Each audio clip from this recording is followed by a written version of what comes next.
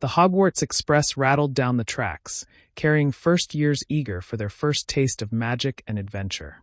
Harry Potter sat quietly by the window, his head still spinning from the whirlwind that had been Hagrid, Diagon Alley, and the shocking revelation that he was a wizard.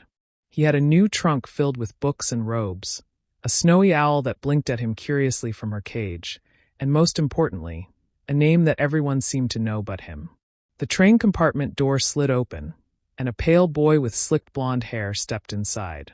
Draco Malfoy's sharp eyes scanned Harry from head to toe, lingering just long enough on the lightning-shaped scar partially hidden by his hair. He smirked, already knowing the rumors were true. "So it's true then," Draco said, his voice carrying the confidence of someone who had been told since birth that he mattered. "Harry Potter has come to Hogwarts." Harry blinked, caught off guard. "Yes, that's me." Draco sat down opposite him without waiting for an invitation. "I'm Draco Malfoy," he said smoothly.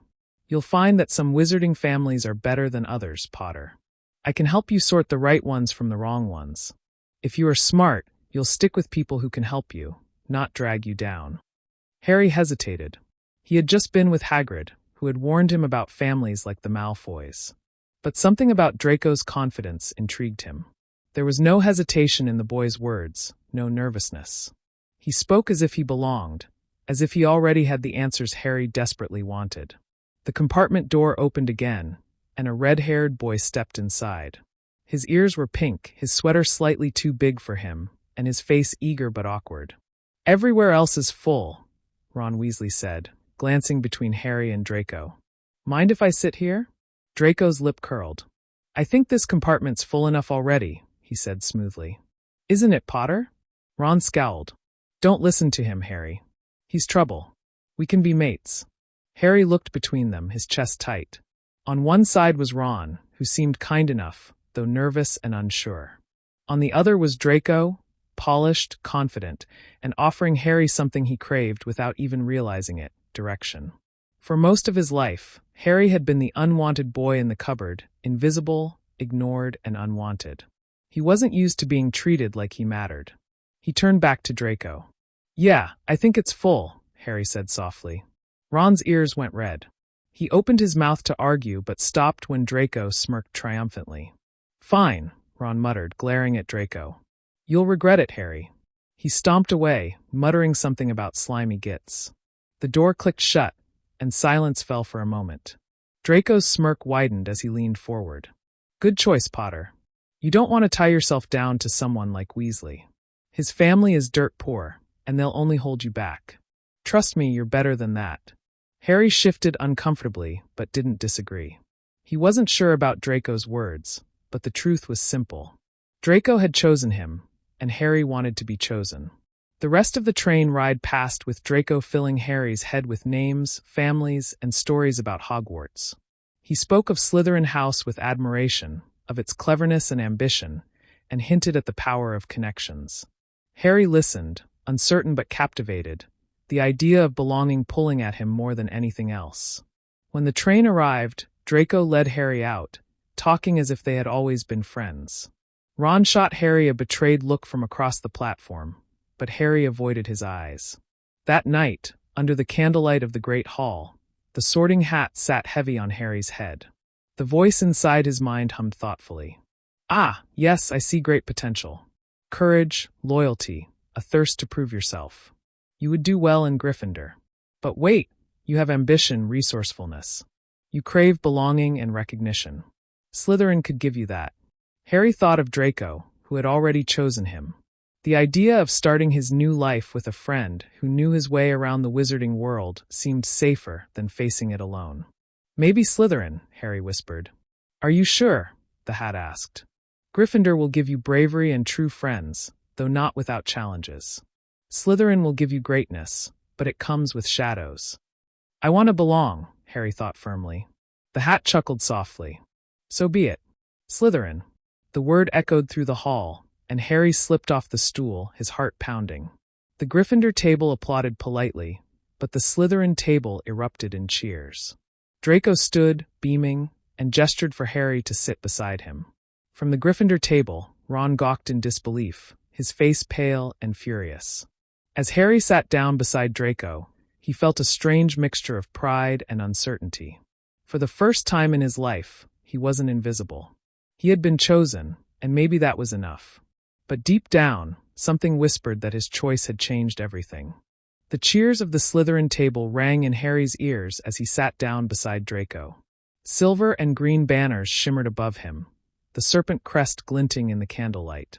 Harry's plate filled magically with food, yet his mind was far from the feast. He glanced across the hall toward the Gryffindor table, where Ron sat stiffly between his brothers, his glare fixed on Harry like a curse. Draco noticed and smirked.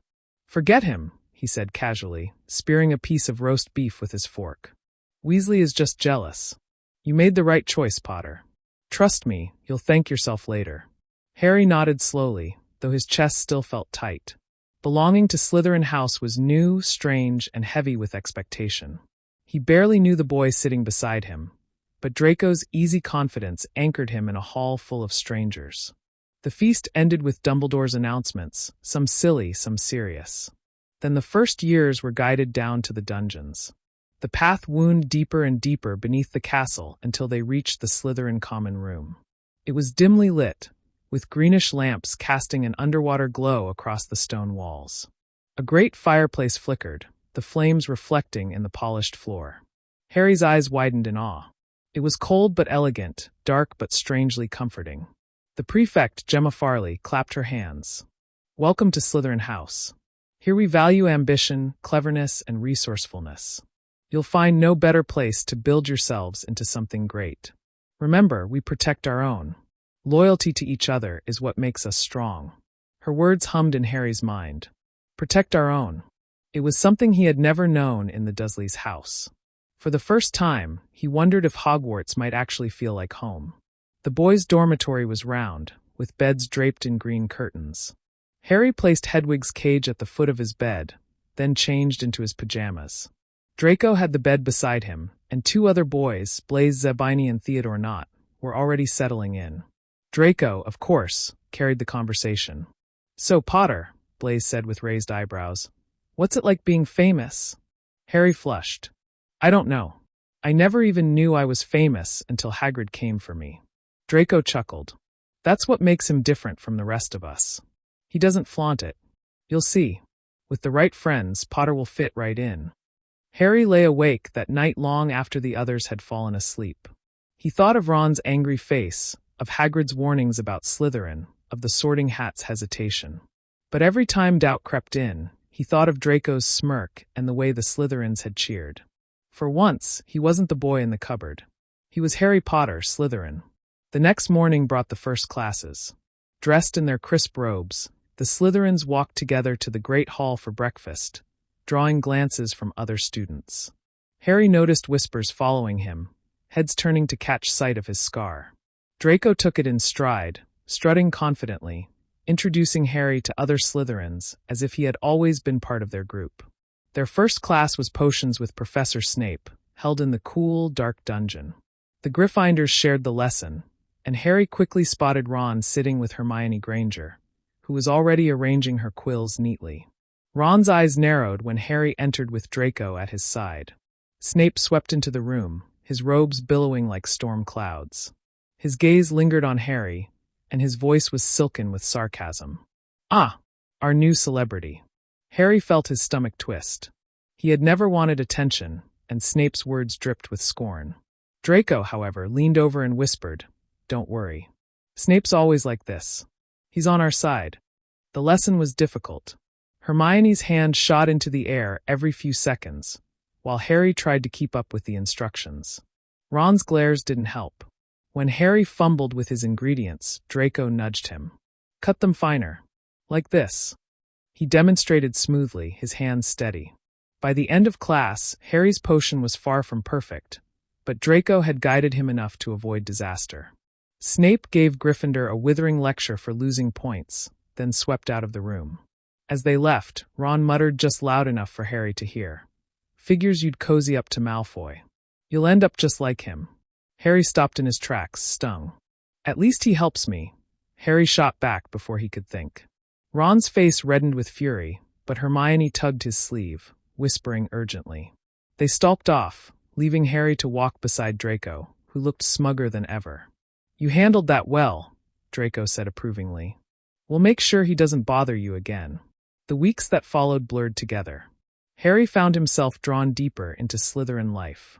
Draco introduced him to older students who spoke of house pride and ambition. Blaise teased him but treated him as one of them, while Nott shared quiet observations about teachers and classes. Harry discovered he was good at flying during Madame Hooch's lesson, earning cheers from the Slytherins. Draco slapped him on the back afterward, declaring him the best flyer he had ever seen. That night, word spread quickly through the common room. Harry Potter was sure to be the new seeker for the Slytherin Quidditch team. For the first time, Harry felt not just accepted but celebrated. Yet not everything was easy. He caught Ron's glares across the Great Hall daily, and Hermione, though polite, grew colder each time she saw him. Whispers circulated in Gryffindor that Harry had made the wrong choice, that he had been tricked. Harry tried to ignore them, telling himself that he belonged where he was. But sometimes, late at night, he wondered what might have been different if he had chosen otherwise. The turning point came one crisp autumn evening, when Harry overheard a conversation while wandering near the library. Ron was speaking in a hushed, angry voice. "He's changed. Malfoy's got his hooks in him. Harry should have been in Gryffindor. He's meant to be with us, not with them." Hermione's reply was softer but firm. "The hat must have seen something in him. But Ron, maybe you should give him time. He's still Harry." Harry froze, heart pounding. He slipped back into the shadows before they could see him. Still Harry. Was he? Or had choosing Draco already set him on a path that would make him someone entirely different? Back in the Slytherin common room, Draco was waiting for him with a grin. "Come on, Potter. We're going to practice flying. If you're going to be our seeker, you need to be the best." Harry hesitated only for a moment before following. Whatever doubts gnawed at him, Draco made them easier to ignore. For now, belonging mattered more than anything else. The October air was sharp and cold as Harry followed Draco out to the Quidditch pitch. The sun was sinking low, painting the horizon in shades of orange and crimson. The empty stands loomed tall around them, and the grass beneath their feet glistened with dew. Draco carried 2 broomsticks, sleek and polished. He tossed one toward Harry, who caught it clumsily. "Nimbus 2000, Draco announced proudly. "Father bought me one before school started. The other is a spare. You'll need it until we can get you one of your own." Harry's fingers tingled as he ran his hand over the handle. The broom hummed faintly, as if alive with magic. He mounted it with ease, instinct guiding him as much as instruction. Draco kicked off the ground first, shooting upward in a clean arc. Harry followed, the wind rushing against his face, his heart soaring.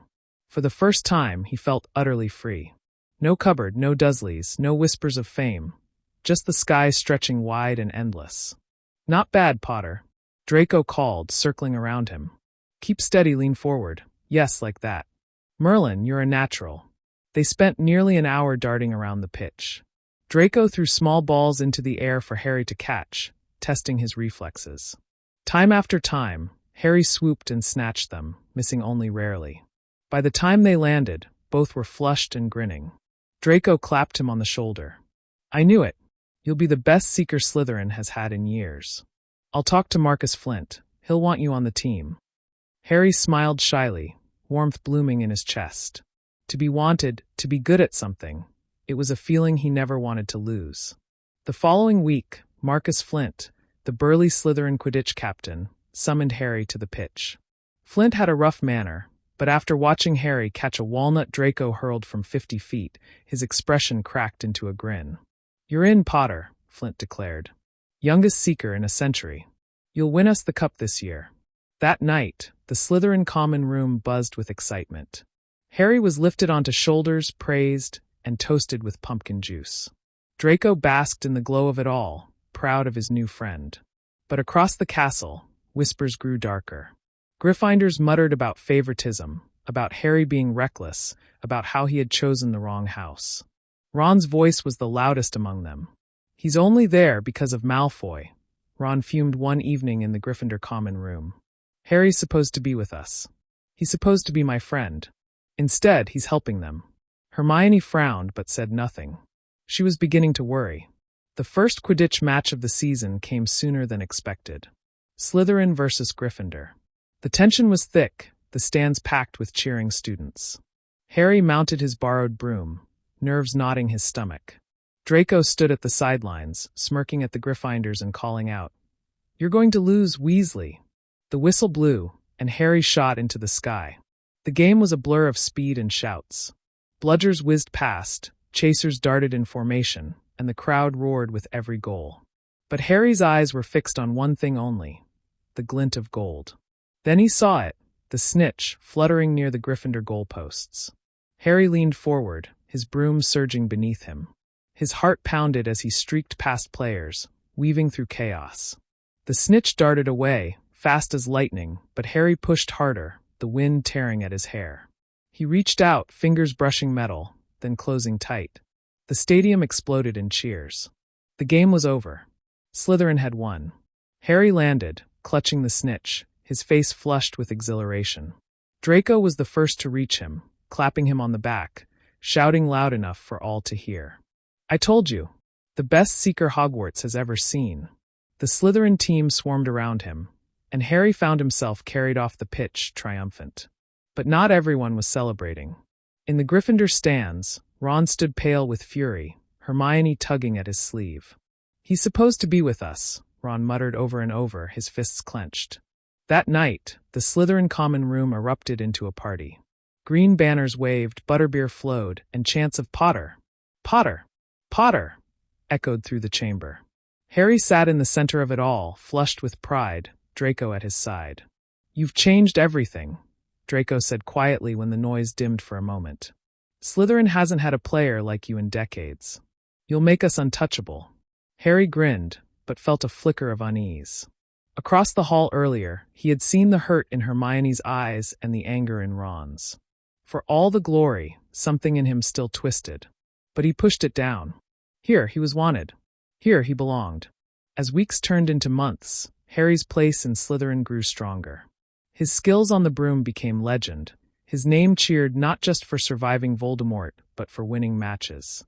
Draco's circle widened around him, and Harry found himself learning subtlety, ambition, and cunning from his new friends. Yet shadows lingered.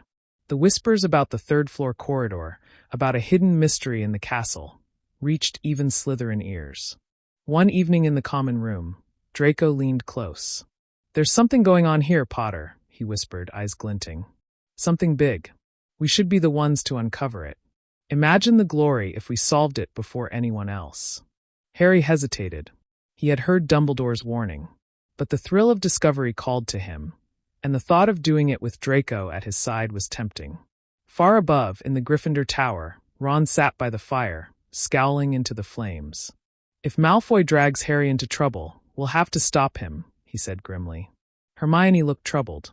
"But Ron, what if Harry doesn't want to be stopped?" And so the stage was set. Harry Potter, the boy who lived, now the seeker of Slytherin, was walking a path none had expected.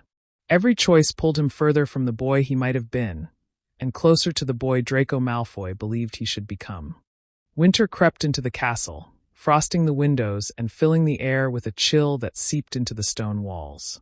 Harry had grown used to the rhythm of Slytherin life. The dark common room glowed with green firelight, the lake pressing against its windows so that shadows of fish flickered across the floor. He spent hours with Draco, Blaze, and Nott, plotting strategies for Quidditch and laughing at the expense of Gryffindors. But beneath the comfort of belonging, curiosity gnawed at Harry. Dumbledore's warning about the third-floor corridor on the right, the one students were forbidden from entering, had not left his mind. And now Draco was whispering about it every chance he got.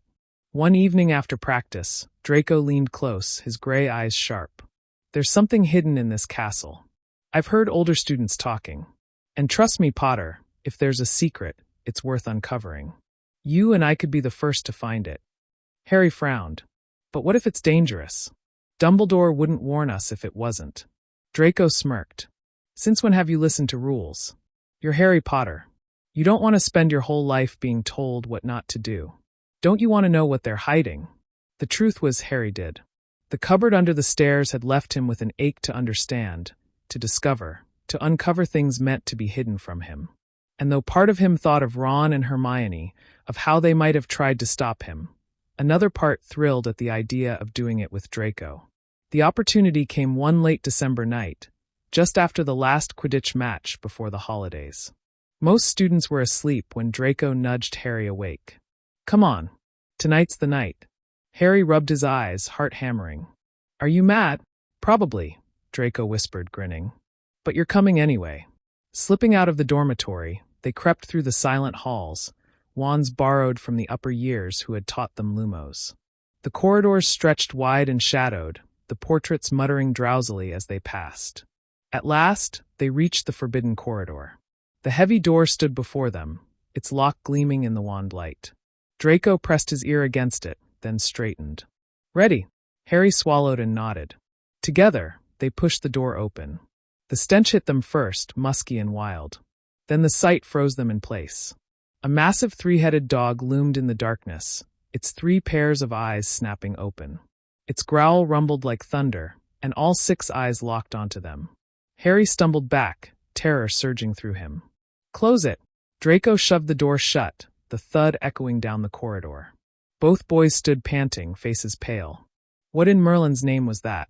Harry whispered. "A guard," Draco breathed, eyes wide with a mix of fear and excitement. "Something that big isn't there for no reason. They're hiding something powerful." Harry's heart pounded. The image of the beast burned in his mind. He should have been horrified. He should have promised himself never to return. But instead, curiosity pulled harder. What could be so important that it required a monster to guard it? As they crept back toward the dungeons, Draco smirked. "See, Potter? We're onto something. We'll figure it out. And when we do, everyone will know it was us." But they weren't as alone as they thought. A pair of eyes had watched them retreat, Hermione's. She had been in the library late and caught sight of their sneaking figures. Now she stood frozen in the shadows, torn between loyalty to the school rules and the nagging thought that Harry was heading into danger. Back in Slytherin, Draco and Harry whispered long into the night. Draco spun theories of what might lie beneath the trapdoor guarded by the beast, treasure, ancient magic, a secret weapon. Harry listened, torn between dread and excitement, but unwilling to let Draco see his doubts. The next morning, Christmas decorations filled the great hall, and cheer filled the air. But Ron's scowl deepened when he saw Harry laughing with Draco near the Slytherin table. Hermione, meanwhile, watched silently, her mind burdened with what she knew. When the holidays arrived, Harry stayed at Hogwarts, unwilling to return to the Dursleys. Draco stayed too, his family traveling abroad without him. The castle grew quiet, the snow falling thick outside, blanketing the grounds in white. One snowy morning, a package awaited Harry at the foot of his bed. Inside was a silvery cloak that shimmered like water. A note read, "Your father left this in my possession before he died. Use it well." Harry's fingers trembled as he lifted it. Draco leaned over curiously. "What is it?" Harry slipped it over his shoulders and vanished. Draco's eyes widened. "Potter, that's an invisibility cloak. Do you have any idea how rare that is?" Harry pulled the hood back, his mind whirling. The cloak was more than a gift. It was a tool. And in Draco's eyes, he saw the same thought flicker. Together, they grinned. The castle's secrets had just become far easier to reach. The invisibility cloak quickly became Harry and Draco's most treasured possession. By day, they played the part of model Slytherins, attending lessons, practicing Quidditch, and earning approving nods from Snape. But by night, they slipped silently through the castle, wrapped beneath shimmering folds of magic that made them shadows in the dark. The first time they tested it, Draco could hardly contain his excitement. "With this Potter, there's nowhere we can't go. The library's restricted section, the teachers' offices, even the third-floor corridor. Hogwarts has no secrets from us now." Harry hesitated at first. Sneaking out with the cloak felt dangerous, like stepping into a world meant for older, braver students. But curiosity won every time. The Dursleys had locked away everything from him his whole life. Now finally he had a way to unlock it all. Their first venture under the cloak led them to the library's restricted section. Shelves loomed tall, filled with dark tomes bound in cracked leather and strange metals. One book screamed when Draco brushed it with his fingertips, the echo shattering the silence. They bolted before Madame Pants could appear, muffling their laughter under the cloak. Another night, they crept into the trophy room, where Harry's name gleamed on plaques for surviving Voldemort. Draco ran his hand over one of them. "See, you're already written into history. And now, with me, you'll make sure it's the right kind of history." But it was the third-floor corridor that called to them most. Each time they passed the forbidden door, the memory of the three-headed dog gnawed at them. They had seen a glimpse of something extraordinary, something hidden, and the cloak gave them the chance to uncover it. One December evening, snow falling thick against the castle windows, they tried again. Under the cloak, they slipped through the door. The dog dozed, its three heads resting heavily on its paws. But now, with the cloak shielding them, they dared to get closer. Harry's eyes fixed on the trapdoor beneath the beast. "It's guarding something," he whispered. "Exactly," Draco breathed. "Something worth risking everything for. Do you feel it, Potter? This is bigger than schoolyard games. If we're the ones who get to it first." Harry's pulse raced. He wanted to look, to know, but fear tangled with excitement. The dog stirred, one head lifting to sniff. Heart pounding, they retreated, barely shutting the door before the beast stirred fully awake. Back in the common room, Draco paced, eyes bright. "We're onto something no one else dares touch. That's power, Potter. Real power." Harry said nothing, but deep down he felt the pull of it. Christmas morning softened things briefly. The great hall sparkled with enchanted snow, and presents waited at the foot of their beds. Harry found a hand-knit sweater from Mrs. Weasley, sent despite his rejection of Ron's friendship.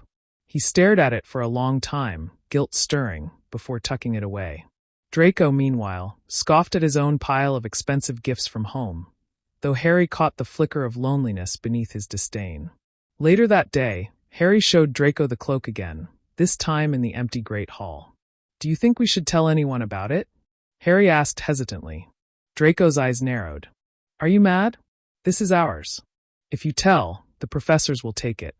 No, Potter, we use it for ourselves. You and me." Harry nodded slowly, recognizing the possessive edge in Draco's tone. But he agreed. Some secrets felt too valuable to share. That night, Harry used the cloak alone for the first time. He wandered the silent corridors, marveling at the freedom it gave. His footsteps echoed faintly, and he felt both invisible and invincible. Drawn by instinct, he found himself in front of a tall mirror in an unused classroom. The mirror of Erised. When he looked into it, his breath caught. Staring back at him was not just his reflection, but an image of his parents, smiling proudly, their arms around him. His throat tightened, tears stinging his eyes. He pressed his hand to the glass, aching with a longing so deep it hurt. The next day, Draco found him staring at the mirror again. But when Draco looked into it, he saw something different. Himself and Harry, older, triumphant, standing at the head of a group of Slytherins, the castle behind them as if it were theirs to command. Draco's grin was sharp. "Do you see, Potter? It's showing us the future we can have. Together, we'll be unstoppable." Harry said nothing, but part of him clung desperately to the sight of his parents, even as Draco spun grand visions of power. When Dumbledore found Harry alone at the mirror later that week, he spoke gently. "It does not do to dwell on dreams, Harry, and forget to live. The mirror shows us not the future, but our deepest desires. Be careful what you let it teach you." Harry nodded, but the words tangled in his heart. Desire was hard to ignore, especially when it was all he had left of his family. The holidays ended, and the castle filled once more with students. Whispers of Harry's nighttime wanderings began to circulate, though no one could prove anything. Ron's resentment deepened, his voice sharp whenever Harry's name came up. Hermione, meanwhile, grew restless. She knew Harry was in over his head with Malfoy, but she hadn't found a way to reach him. As winter gave way to spring, Harry's bond with Draco only grew stronger. But so did the mysteries around the forbidden corridor. The trapdoor gnawed at them both, a secret too tempting to leave untouched. And soon, curiosity would drive them past the point of no return. Spring breathed life into the castle grounds, melting the snow and filling the air with the scent of damp earth. The black lake shimmered beneath the pale sun, and the forbidden forest whispered with hidden life. But inside the stone walls of Hogwarts, Harry and Draco's thoughts never strayed far from the third-floor corridor. The three-headed dog haunted Harry's dreams. He often woke in a sweat, its growl echoing in his ears. Draco, however, seemed exhilarated. He began collecting scraps of information from overheard conversations, from hints dropped by older students, and from the library's less forbidden shelves. One afternoon, as they sat in a quiet corner of the Slytherin common room, Draco leaned forward, eyes glinting. "I think I know what the dog is guarding. It's not treasure. It's something magical. Something called the Philosopher's Stone." Harry frowned. "What's that?" Draco's voice dropped. "It's said to grant immortality. The power to turn anything into gold, the elixir of life. It was created by Nicholas Flamel. He's the only known maker of it. And I think it's here, in this castle." Harry's stomach turned. Immortality. Wealth. Power. It sounded unreal, almost like the fairy tales Dudley used to scoff at. But the excitement in Draco's eyes was undeniable. Why would Dumbledore keep something like that here? Harry asked. Draco smirked. Because it's safe. Or at least, he thinks it is. But if we know, we could get to it. Imagine it, Potter. With the stone, we could be more than just students. We could be legends. Harry shifted uneasily. He didn't crave gold or eternal life, but he understood the temptation. To never feel powerless again, to never be unwanted or overlooked. It was a lure he couldn't quite dismiss. The cloak became their ally in discovery. Night after night, they slipped through the castle, gathering hints. They discovered that Hagrid had spoken of the creature guarding the trapdoor, calling it Fluffy. Harry remembered the way Hagrid's eyes had softened when he mentioned the dog. They pressed him further during a visit to his hut, Draco slyly asking questions until Hagrid accidentally let slip Fluffy was Dumbledore's, and that whatever the dog guarded was between Professor Dumbledore and Nicholas Flamel. Afterward, Draco smirked triumphantly. That's it. Flamel made the stone. It's here. And if we want it, we'll have to be cleverer than anyone else. Harry walked back to the dungeons in silence, his thoughts tangled. He wanted answers, yes, but he also felt the heavy weight of something larger than himself. Wasn't this the kind of thing Dumbledore should handle? Yet Draco's confidence pulled him along, drowning out his doubts. Meanwhile, the Gryffindors were not blind. Hermione noticed the late-night absences, the way Harry's eyes seemed distant in class, how Draco whispered constantly at his side. She confronted Ron in the common room one evening. He's getting into something dangerous, she said firmly. I saw them by the third-floor corridor weeks ago. They're up to something, and if we don't stop them, who knows what might happen. Ron scowled. He made his choice. Let him find out the hard way. Malfoy will drag him down eventually. Hermione crossed her arms. You care about him, whether you admit it or not. We can't just watch. Ron muttered something under his breath, but didn't argue further. As the days lengthened, Quidditch kept Harry busy, but the stone weighed on his mind. Gryffindor faced Slytherin again, and the rivalry burned fiercer than ever.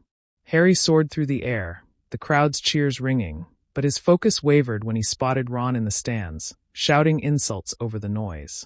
His grip on the broom tightened, a flash of anger cutting through him. He caught the snitch anyway, securing Slytherin's victory. Draco was ecstatic, crowing over Gryffindor's loss, but Harry's eyes found Hermione's. She wasn't angry. She was worried. Later that night, as he and Draco sat by the fire in the Slytherin common room, Harry asked quietly, Do you really think we should go after it?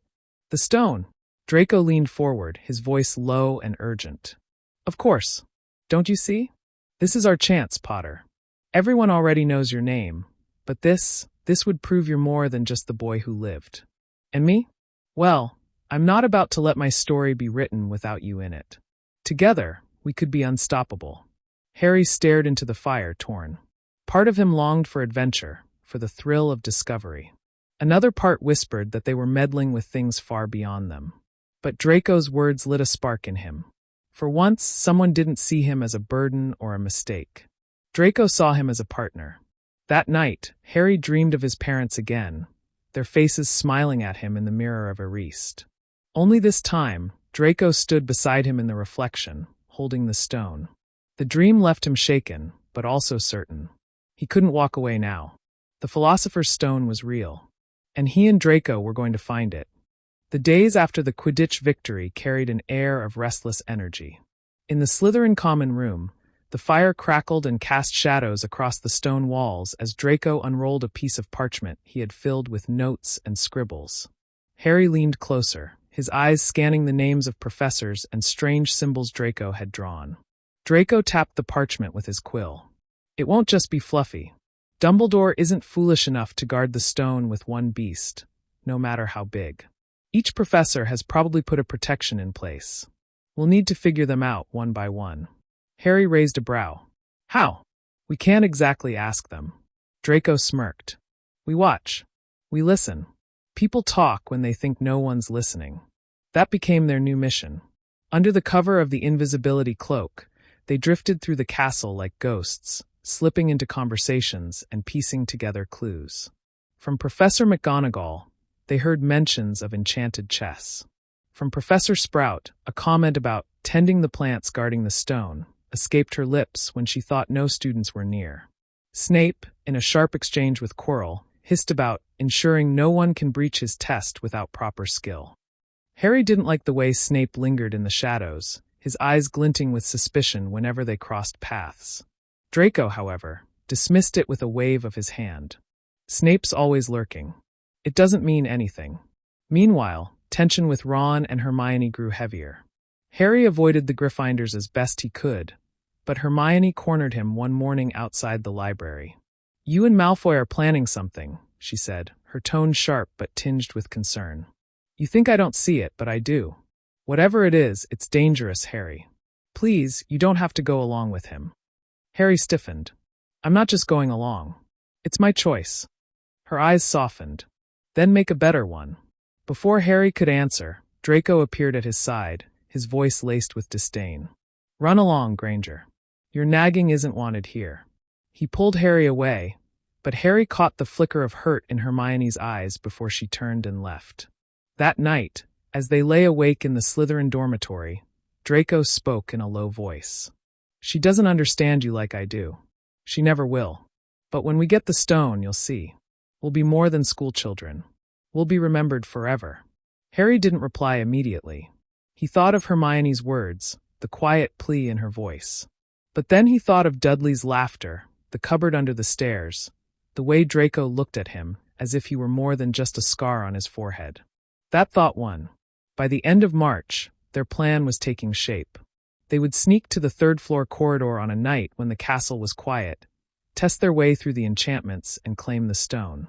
But they weren't the only ones watching.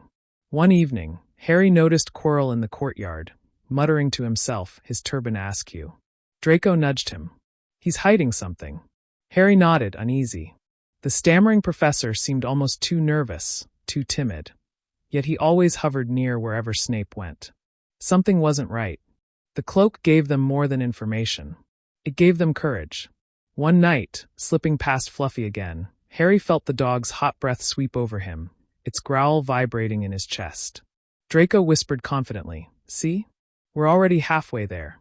Harry wasn't so sure. The stone had begun to feel less like an adventure and more like a storm gathering on the horizon. Still, he couldn't turn back. Not now. As April dawned, they knew it was almost time. Soon, Draco whispered one night in the common room, the firelight casting his pale face in gold. We'll take it, and nothing will ever be the same. Harry stared into the flames, heart pounding. He believed him. April bled into May, and the castle brimmed with restless energy as exams crept closer. Students buried themselves in books, quills scratching late into the night. But for Harry and Draco, the thought of exams paled in comparison to the secret pulsing beneath the third-floor corridor.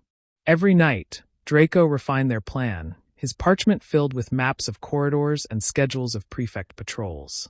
Harry listened, sometimes adding a cautious thought, but mostly letting Draco's determination carry them forward. Next week, Draco whispered one evening as they sat in the flickering glow of the Slytherin common room. The stone is as good as ours. I've timed Filch's rounds.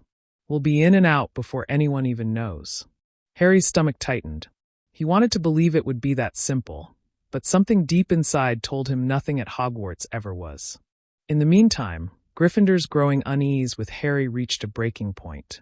Hermione had not given up on him. She often tried to intercept him between classes, offering a worried word or a glance that begged him to turn back. Ron, however, had shifted from bitterness to outright hostility. One afternoon in the courtyard, Ron cornered Harry. "You're making a mistake. Malfoy's using you, can't you see that? You'll end up in more trouble than you can imagine." Harry's jaw tightened. "He's my friend." Ron's face flushed red. "Friend? He doesn't care about you. He cares about power. And when he gets bored, he'll drop you. Just like that." Harry wanted to argue, but before he could, Draco stepped in, smirking. "Funny thing, Weasley, isn't it? You're so worried about Potter because you're jealous. He chose better company. Get used to it." Ron lunged, fists clenched, but Hermione pulled him back. The look she gave Harry wasn't angry. It was almost sorrowful, and it lingered with him long after they walked away. That night, Harry lay awake in bed, staring at the canopy above him. Hermione's words, Ron's anger, Draco's confidence. They tangled in his mind until he could hardly breathe. He closed his eyes and saw the mirror of Erised again, his parents smiling, Draco at his side holding the stone. The image filled him with longing and fear all at once. The decision crystallized when they saw Quirrell one evening in the corridor, speaking in a low, urgent voice though no one stood with him. His eyes flickered nervously, his hands twisting. Draco grabbed Harry's sleeve and pulled him back into the shadows before Quirrell turned. "See," Draco hissed. "He's after it. If we wait too long, we'll lose our chance." Harry couldn't deny it anymore. Someone was after the stone. If not them, then Quirrell, or worse, Snape. And if the stone fell into the wrong hands, who knew what would happen? The following week, under the cover of the invisibility cloak, they stood at the door to the third-floor corridor. The castle was silent, save for the distant creaks and groans of ancient stone. Harry's heart pounded as Draco whispered, "This is it." They eased the door open, and there it was, fluffy, its massive heads dozing, drool pooling on the floor. The harp still lay nearby, its strings broken. Draco pulled a flute from his robes, a prize borrowed from a second year, and began to play. The tune was clumsy, but Fluffy stirred, then slumped back into deeper sleep. Harry's hands trembled as he gripped the trapdoor. "Ready!" Draco's eyes gleamed. "Always!" Together, they pushed the door open and slipped into the darkness below. The fall sent them crashing into thick, writhing vines. The air reeked of damp earth. Harry struggled, the tendrils tightening around his arms and chest. "Devil's snare," Draco gasped. "Stop moving, Potter. Relax." Harry forced himself still, though panic clawed at him. The vines loosened, dropping him to the floor.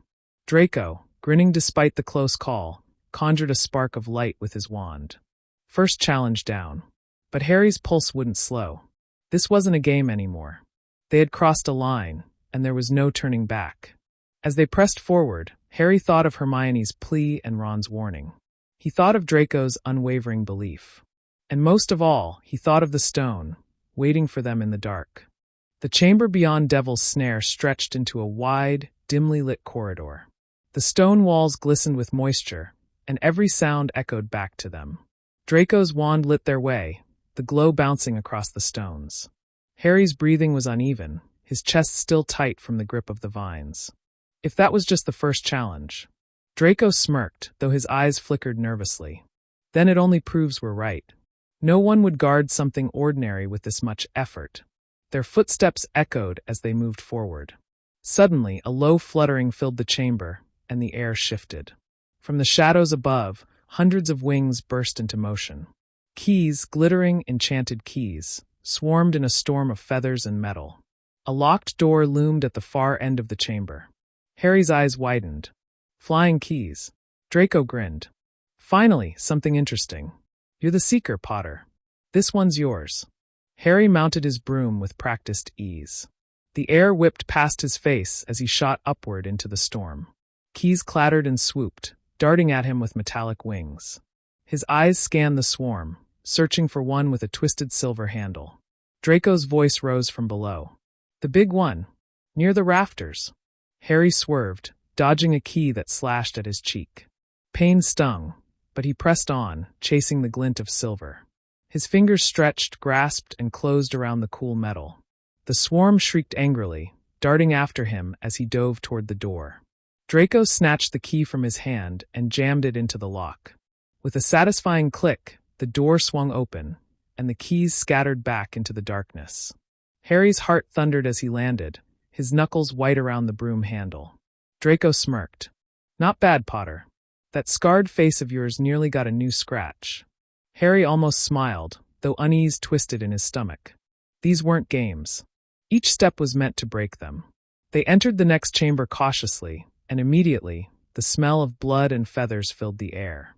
A giant chessboard sprawled before them, the pieces towering and gleaming in the torchlight. Each figure radiated power, carved from stone and iron. Draco's lips curled into a grin. "Now this, Potter, is my game."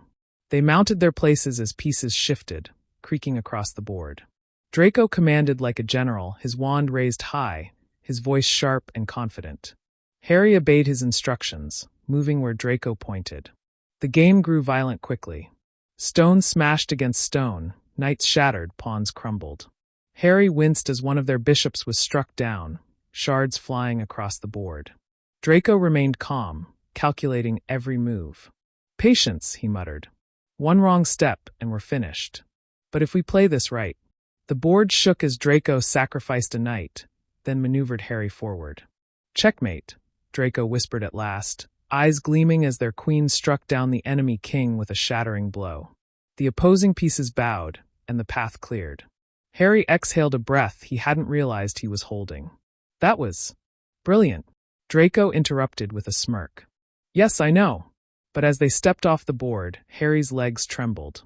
He couldn't shake the image of pieces breaking apart, almost alive, as if every move had risked their own destruction. The chamber ahead grew colder. The walls dripped with shadows, and a faint hiss echoed. They froze as a slithering sound filled the space. A troll loomed into view, larger than the one Harry had faced on Halloween, its stench overpowering. Its club dragged across the floor, leaving grooves in the stone. Harry's heart leapt into his throat. "Draco!" But Draco was already lifting his wand. Together, they fired spells in unison. Expelliarmus. Stupefy.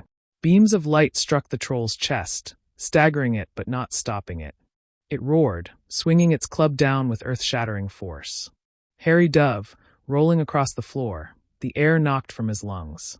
Draco shouted another spell, and the troll stumbled, crashing to one knee. Harry seized the moment. His wand flashed. Petrificus totalis. The spell struck, locking the troll's limbs. With a final groan, it toppled sideways, shaking the floor as it fell. They stood panting, dust and sweat clinging to their skin. Draco wiped his brow, his smirk faltering for the first time. "That was closer than I'd like." Harry nodded silently, the weight of their journey pressing down on him. Each chamber grew more dangerous. If they failed even once. As they pressed forward, the flickering torches illuminated shelves lined with bottles. The chamber was colder here, and the air hummed with enchantment. A riddle glowed on a scroll, warning them of potions, some safe, some deadly. Draco stepped closer, eyes scanning the bottles. "A logic puzzle. Trust me, Potter, this is where I shine." Harry leaned against the wall, his thoughts spinning. They had made it further than he had thought possible. But at the end of this path lay the stone, and someone else was surely coming for it too. The riddle's words whispered in the chamber, promising either progress or poison. And Harry realized that their greatest challenge was still waiting for them in the chamber beyond. The fire blazed high behind them, purple flames blocking the path back.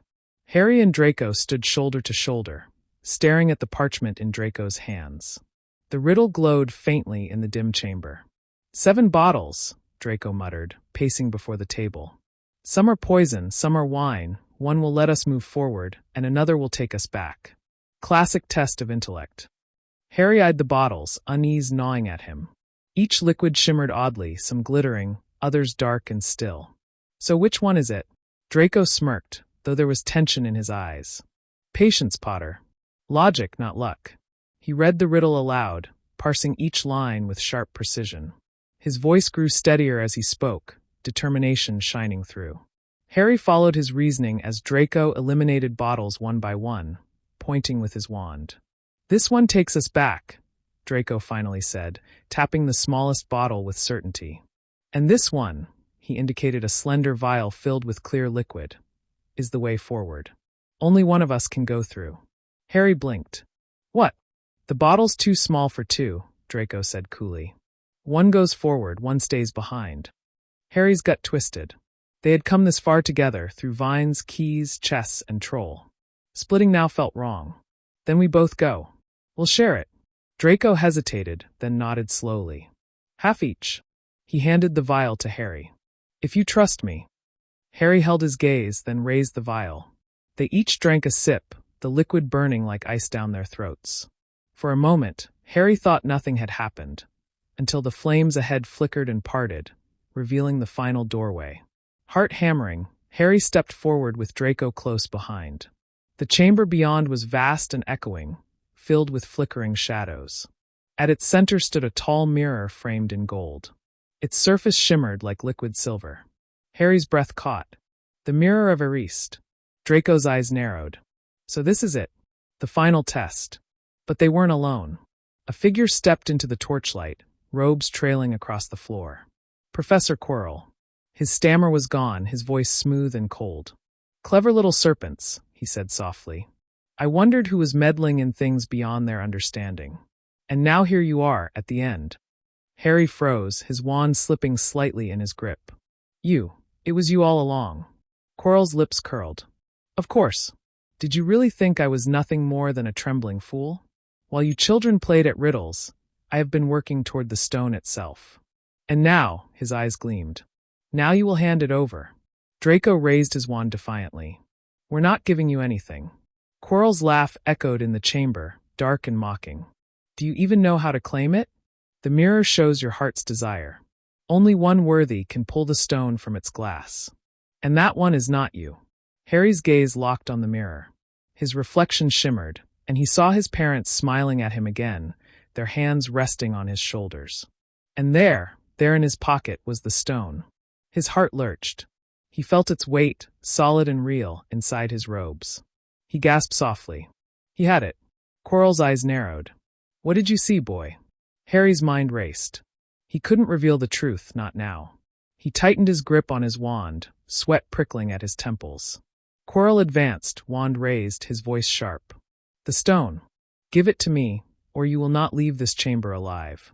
Draco stepped closer to Harry, his wand trembling but raised. You'll have to go through us.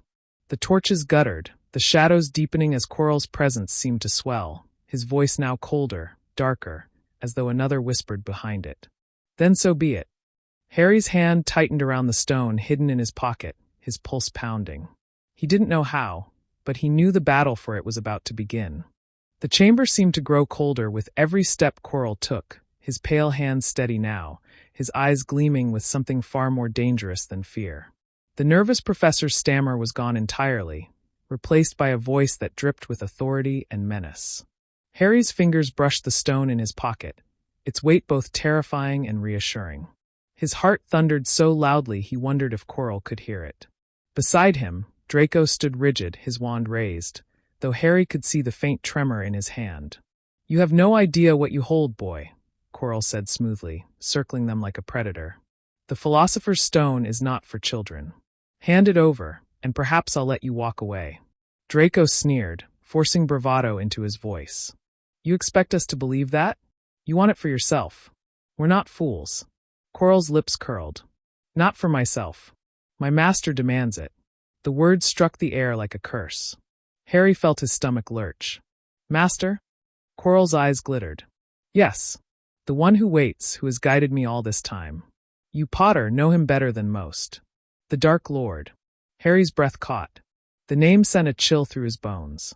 He had never spoken it aloud, but its shadow had haunted him all his life. He gripped his wand tighter, but his knees felt weak. Draco tried to scoff, but his voice wavered. You're lying. The Dark Lord is gone. Quirrell laughed softly, the sound echoing like breaking glass. Gone. No. Weakened, yes. But never gone. He clings to life, waiting to rise again. And with the stone, he will return stronger than ever. The flames around the chamber flickered, shadows deepening. Quirrell raised his hand to his turban and began to unwind the cloth. Each layer fell away until only his pale scalp remained exposed. Harry's stomach twisted as Quirrell turned slowly. On the back of his head, a face emerged. white, ghastly, with crimson eyes that glowed like burning coals. A high, cold voice spoke, not Quirrell's, but something older and far more terrible. Harry Potter. Harry staggered back, bile rising in his throat. His scar seared with pain, sharper than it had ever been. He clutched his forehead, the burning making his vision blur. Beside him, Draco stood frozen, horror etched across his pale face. His bravado shattered as the voice filled the chamber. "See how fortune brings you to me again," the voice hissed. "You carry what I desire most. Hand me the stone, and I may grant you mercy." Harry shook his head, forcing the words out despite the agony. "Never." The red eyes gleamed. "Such defiance. Just like your parents." But defiance did not save them, did it? Harry's heart twisted, anger battling the pain. He lifted his wand, though his arm shook violently. Draco finally found his voice, shouting, "Stay away from him." His spell burst through the air, a flash of light striking Quirrell's side. Quirrell staggered but did not fall. The Dark Lord's voice hissed, mocking. "A Malfoy fighting against me? How quaint. Your family would weep at your betrayal." Draco's face paled, but he stood his ground. "I'm not my family." Harry, gasping through the pain in his scar, realized they couldn't win with spells alone. Quirrell was too powerful, driven by the presence of something far worse. The stone pulsed in his pocket, almost alive, and Harry understood instinctively that giving it up would mean doom for everyone. Quirrell advanced, wand raised, the Dark Lord's laughter filling the chamber. Harry stumbled back toward the mirror, Draco moving with him. The voice hissed again. "You cannot escape me, Potter. This is your destiny. Hand me the stone, and kneel before me." Harry's chest heaved, fear and rage colliding within him.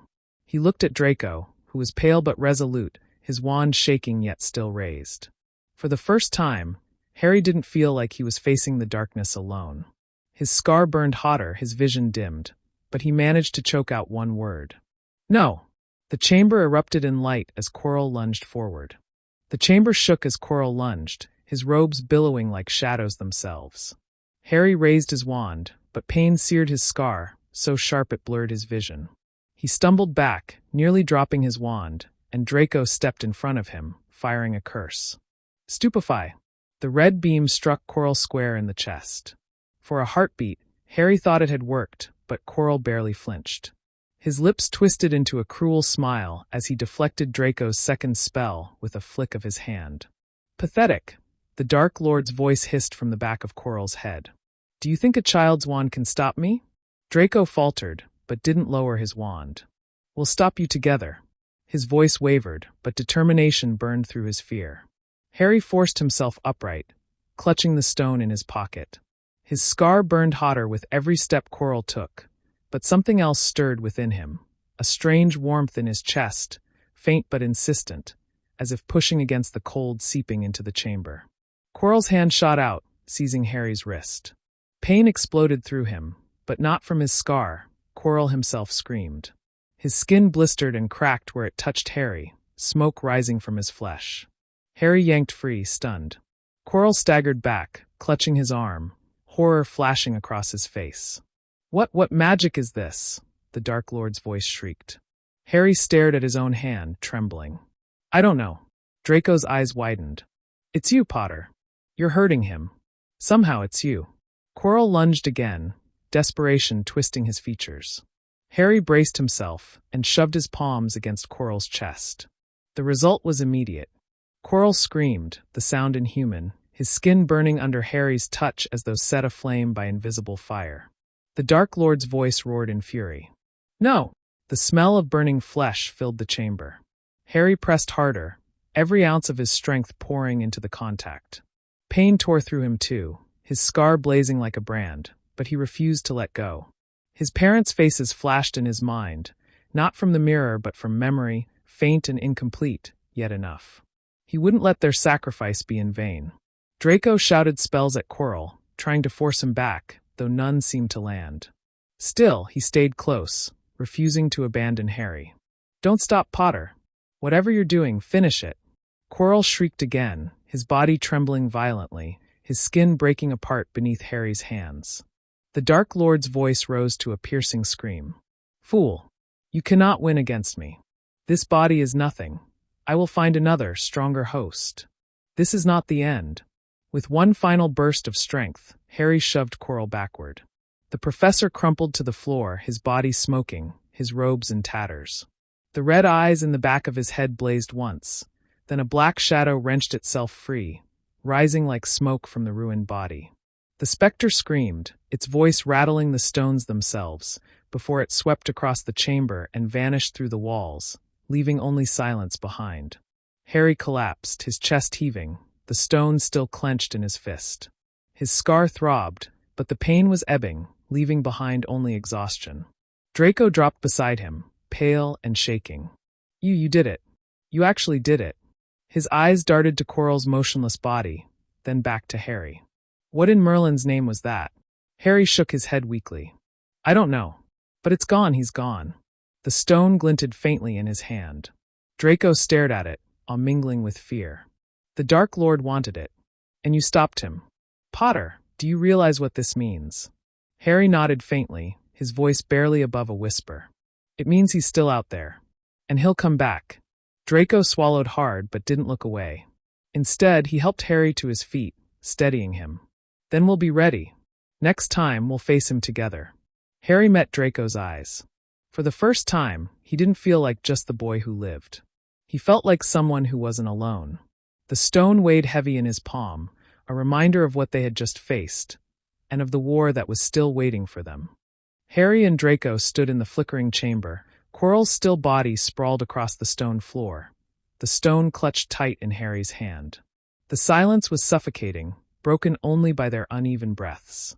Harry swayed on his feet, dizzy from the lingering pain in his scar.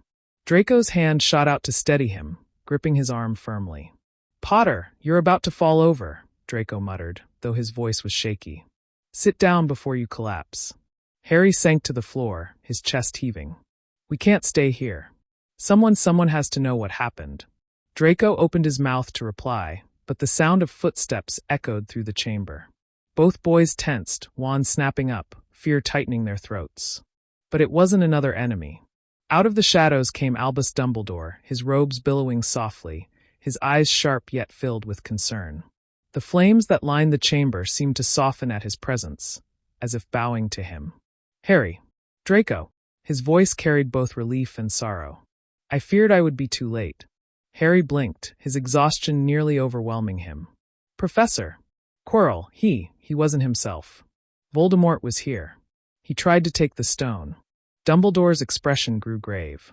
He knelt beside Harry, gently placing a hand on his shoulder. I know, Harry. I felt the darkness stir within these walls. I came as quickly as I could. You were very brave. Draco lowered his wand slowly, though suspicion still lingered in his eyes. You knew, didn't you? That he was after the stone all along. Dumbledore turned his gaze toward Draco, his face unreadable. Yes, I suspected. I placed the protections upon it for that very reason. But Quirrell was more desperate, more corrupted, than I imagined. He became a vessel for a power far older than he was prepared to serve. Harry glanced at the lifeless body on the floor, shuddering. He's gone. But Voldemort, he left. He's still out there. Dumbledore nodded gravely. Indeed. The Dark Lord cannot be destroyed so easily. His spirit lingers, searching for another way back. Tonight was but one of many battles yet to come. Harry tightened his grip on the stone, its edges pressing into his palm. Then we should destroy it. If he wants it, he can't have it. Dumbledore's eyes twinkled faintly, though sadness dulled the light. Wise words, Harry. But destruction is not so simple. This stone was created by Nicholas Flamel, and its power is bound to life itself. It is not our place to wield it, but neither can we allow it to be misused. Draco frowned, still standing tall despite the tremor in his voice. So what happens now? Do you keep it? Hide it again? Because if he's after it, he'll come back. Dumbledore studied Draco for a moment, then said softly, Mr. Malfoy, you have shown courage tonight that I dare say even you did not expect of yourself. You stood with Harry when you might have run. That choice speaks louder than you know. And as for the stone, Nicholas and I have already spoken. He will agree to let it be destroyed. The Dark Lord will not find what he seeks here again. Relief washed over Harry, though a shadow still lingered. His scar throbbed faintly, reminding him that Voldemort was far from gone. Draco crossed his arms, trying to mask his unease. And what about us? You said we were brave, but what happens when the rest of the school finds out? Or my family? His voice cracked slightly on the last word. Dumbledore's gaze softened. That is a burden you need not carry tonight. The truth of what happened here will be known only to those who must know it. To the rest of the world, Professor Quirrell simply left Hogwarts. As for your family, Draco, the choices you make define who you are, not the shadow of your name.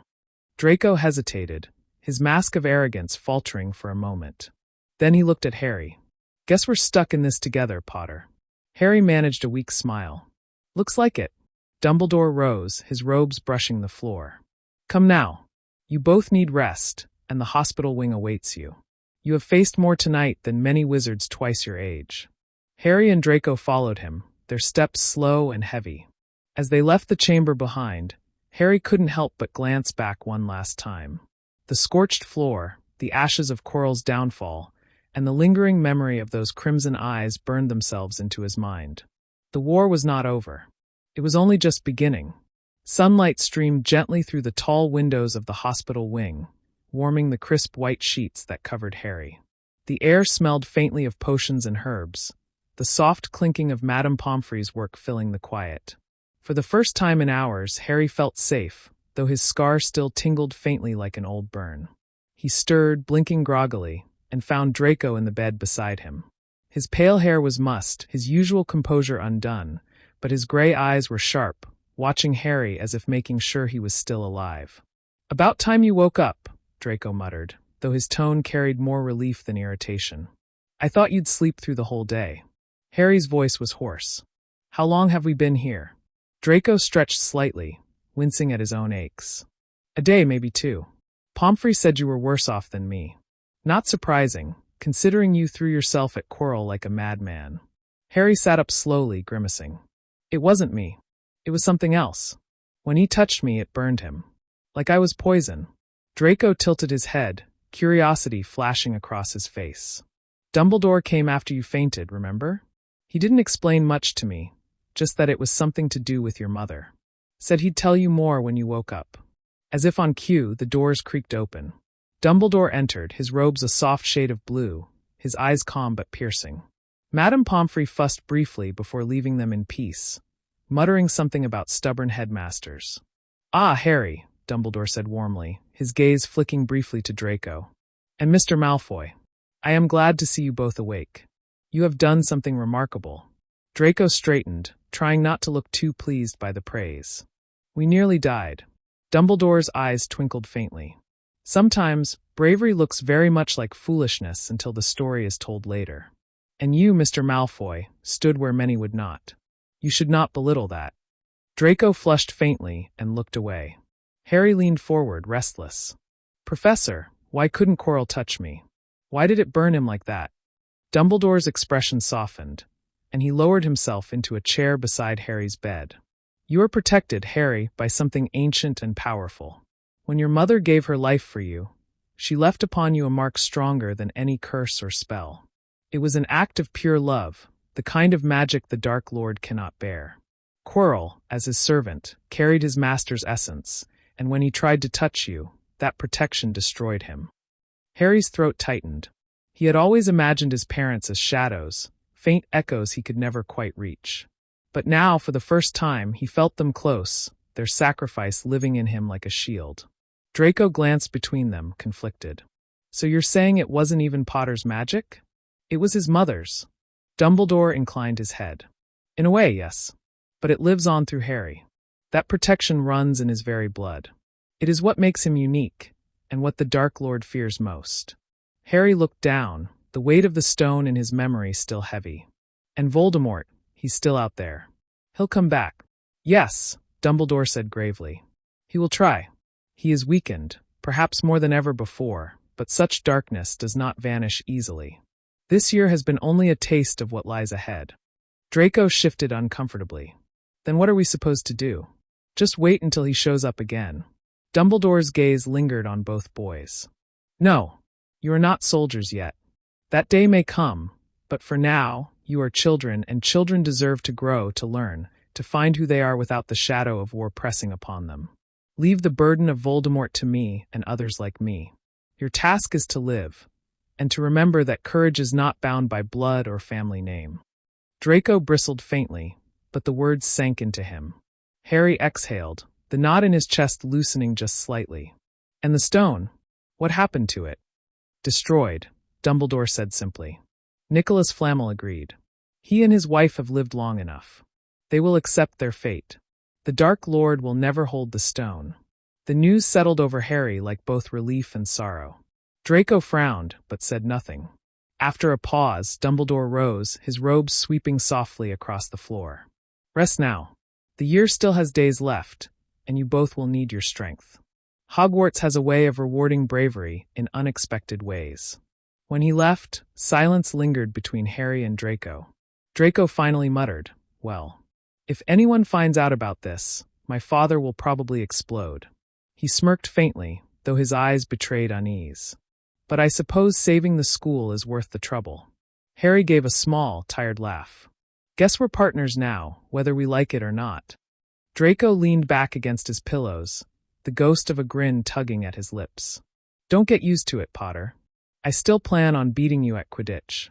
For the first time since the chamber, Harry felt a real smile tug at his face. The war wasn't over, but he wasn't facing it alone. The hospital wing released them just in time for the end-of-year feast. Harry had expected to feel relieved stepping back into the Great Hall, but instead his chest tightened as he pushed open the massive doors with Draco at his side. The ceiling shimmered with a deep twilight sky, hundreds of candles floating lazily overhead, and the long tables buzzed with laughter and chatter. Yet Harry could sense eyes on them the moment they entered. Whispers rippled through the hall, spreading faster than fire across parchment. "There they are, Potter and Malfoy." Together, Harry glanced at Draco, who wore his usual smirk, though Harry could tell it was a mask stretched thin. "Walk like you own the place," Draco muttered under his breath. "They'll stop staring sooner." Harry rolled his eyes but followed Draco toward the tables. At the front of the hall, Dumbledore stood, his eyes twinkling more brightly than usual. As the boys slid into their respective benches, Harry with Gryffindor, Draco with Slytherin, the headmaster raised his hands. "Another year has come to an end," Dumbledore began, his voice filling the hall. "And though each year brings lessons, this one has brought trials most unusual. Trials faced by two students who showed courage, loyalty, and strength beyond measure." The room quieted. Harry's stomach twisted. Draco glanced at him across the aisle, eyes narrowing. Dumbledore continued, "I speak, of course, of Harry Potter and Draco Malfoy." Gasps erupted, followed by scattered applause. Hermione clapped eagerly at the Gryffindor table, while Ron looked torn between disbelief and irritation. Over at Slytherin, murmurs of confusion rippled, though a few students gave reluctant nods toward Draco. Harry felt heat rise to his face as every eye in the room turned toward them. "Together," Dumbledore said, his gaze sweeping the hall, "they stopped a great darkness from returning. And so, for their bravery and unity, I award Gryffindor and Slytherin each 100 points." The hourglasses at the sides of the hall erupted with color, rubies and emeralds tumbling down in shimmering floods. Gryffindor cheered, Slytherin sat straighter with pride, and for the first time Harry could remember, the hall was filled with both red and green light, swirling together like fire and forest. Ron leaned toward Harry, frowning. "Malfoy? Really? He gets points for helping you." Harry met Ron's eyes steadily. "He earned them. We wouldn't have made it without each other." Ron looked unconvinced, but Hermione beamed. "That's wonderful, Harry. It's about time people saw bravery isn't limited to one house." At the Slytherin table, Pansy Parkinson leaned into Draco, whispering something that made him roll his eyes. He caught Harry's gaze across the aisle, lifted his chin smugly, and mouthed, "Told you." Harry smothered a laugh. The feast began, platters appearing in a dazzling array.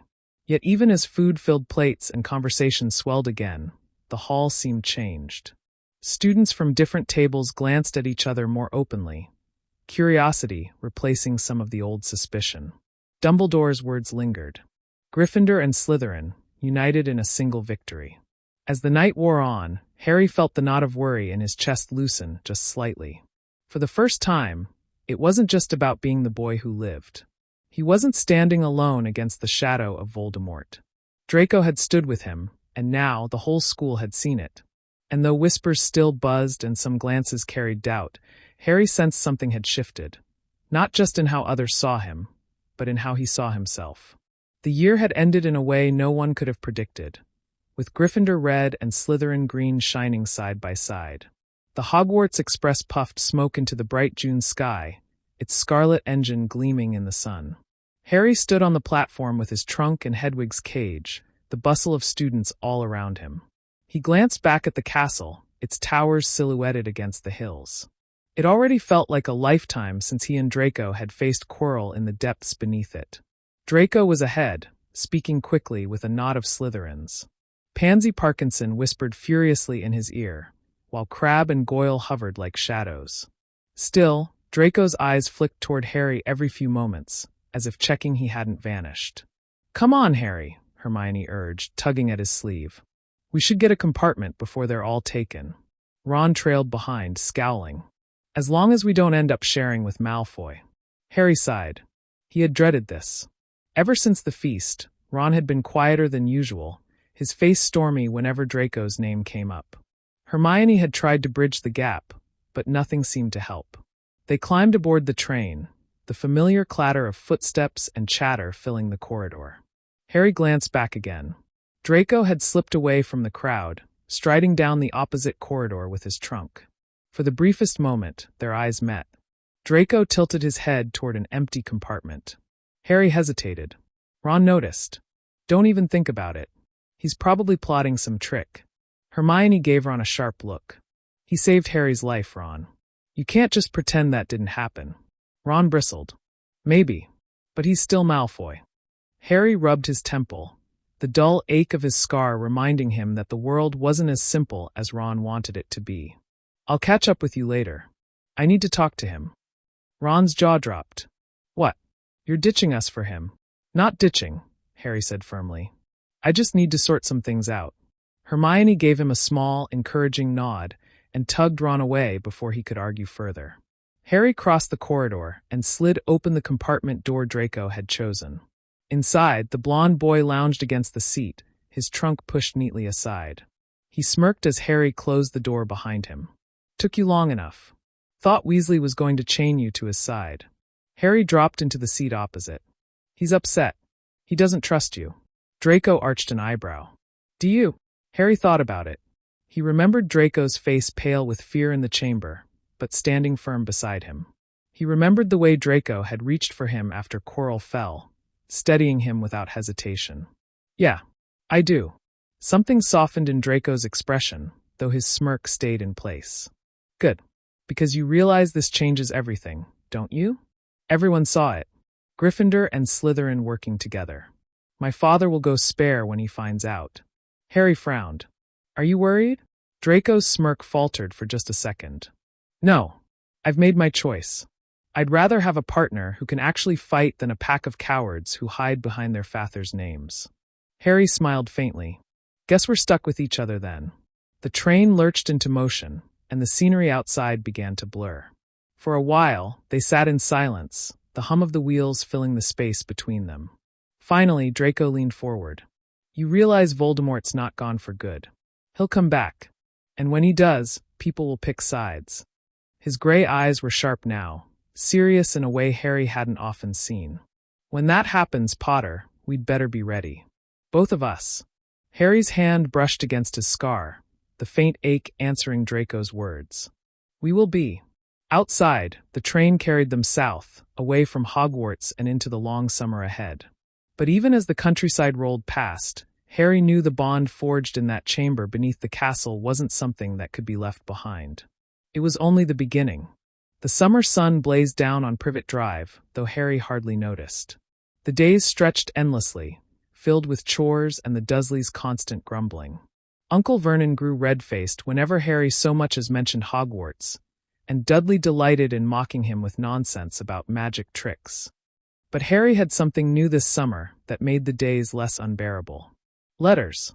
At first, he hadn't expected Draco to write. Slytherins didn't seem the type for friendly correspondence, and Draco especially had always been too proud to admit needing anyone.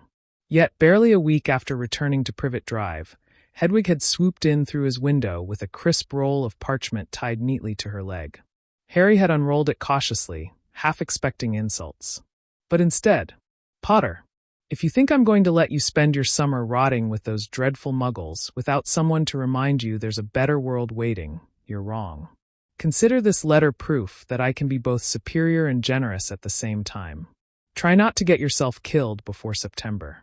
I'd rather not do all the work alone when you know who returns." Malfoy. Harry had laughed out loud, earning a glare from Aunt Petunia.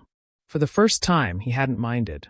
He wrote back that very night, keeping his words short but honest. He admitted how miserable the Dursleys were, and how he wished he could spend the summer anywhere else. He even mentioned Dudley's ridiculous Harry hunting game, which Draco found hilarious. The letters grew more frequent. Draco wrote about the endless pressure of his father's expectations, about Pansy's annoying clinginess, and about how Crabbe and Goyle couldn't go a day without embarrassing themselves. He disguised his complaints with sharp wit, but Harry could see the truth beneath. Draco felt just as trapped at home as Harry did. Harry shared stories about Privet Drive, sometimes bitter, sometimes funny. Draco's responses always carried a mix of mockery and grudging sympathy. "Honestly, Potter, if your cousin is as stupid as you say, you ought to set some sort of trap for him. Nothing lethal, of course. Just something clever enough that he trips over himself. If anyone asks, tell them it was an accident. I'd pay to see it." Despite the miles between them, Harry felt less alone. Their words stitched an odd sort of companionship across the distance, sharper and more honest than anything he'd shared with Ron. One evening, as Harry reread a particularly long letter where Draco detailed the absurdity of a Malfoy family dinner, Hedwig hooted softly from her perch. Harry looked up, realizing something he hadn't before. They weren't just letters. They were trust. Draco was confiding in him, and Harry found himself doing the same. It was dangerous, strange, and completely unexpected. But it was real. A few nights later, another letter arrived, shorter and written in Draco's sharpest hand. "Potter, I've been thinking. If the Dark Lord does return, it won't just be about houses anymore. It'll be about families, legacies, choices. People like me are supposed to follow, no questions asked. But I'm not planning on being anyone's servant. Not his, not my father's. The chamber proved we make a good team. So when it comes down to it, I'm choosing my own side. And if you're smart, you'll do the same. Malfoy." Harry read the words again and again, the weight of them sinking into him. He folded the letter carefully and tucked it beneath his pillow. For the first time since facing Voldemort, he didn't just feel protected by his mother's love. He felt like he had an ally who understood the war ahead. The summer stretched on, but the letters kept coming, and with each one Harry's anticipation for September grew. Hogwarts wasn't just a school anymore. It was the place where his real life waited, where Draco would be, where choices would matter, where the shadows of Voldemort's return were already beginning to stir. And Harry knew deep down that when that darkness rose again, he wouldn't be standing alone. The long days of July bled into August, each nearly identical on Privet Drive.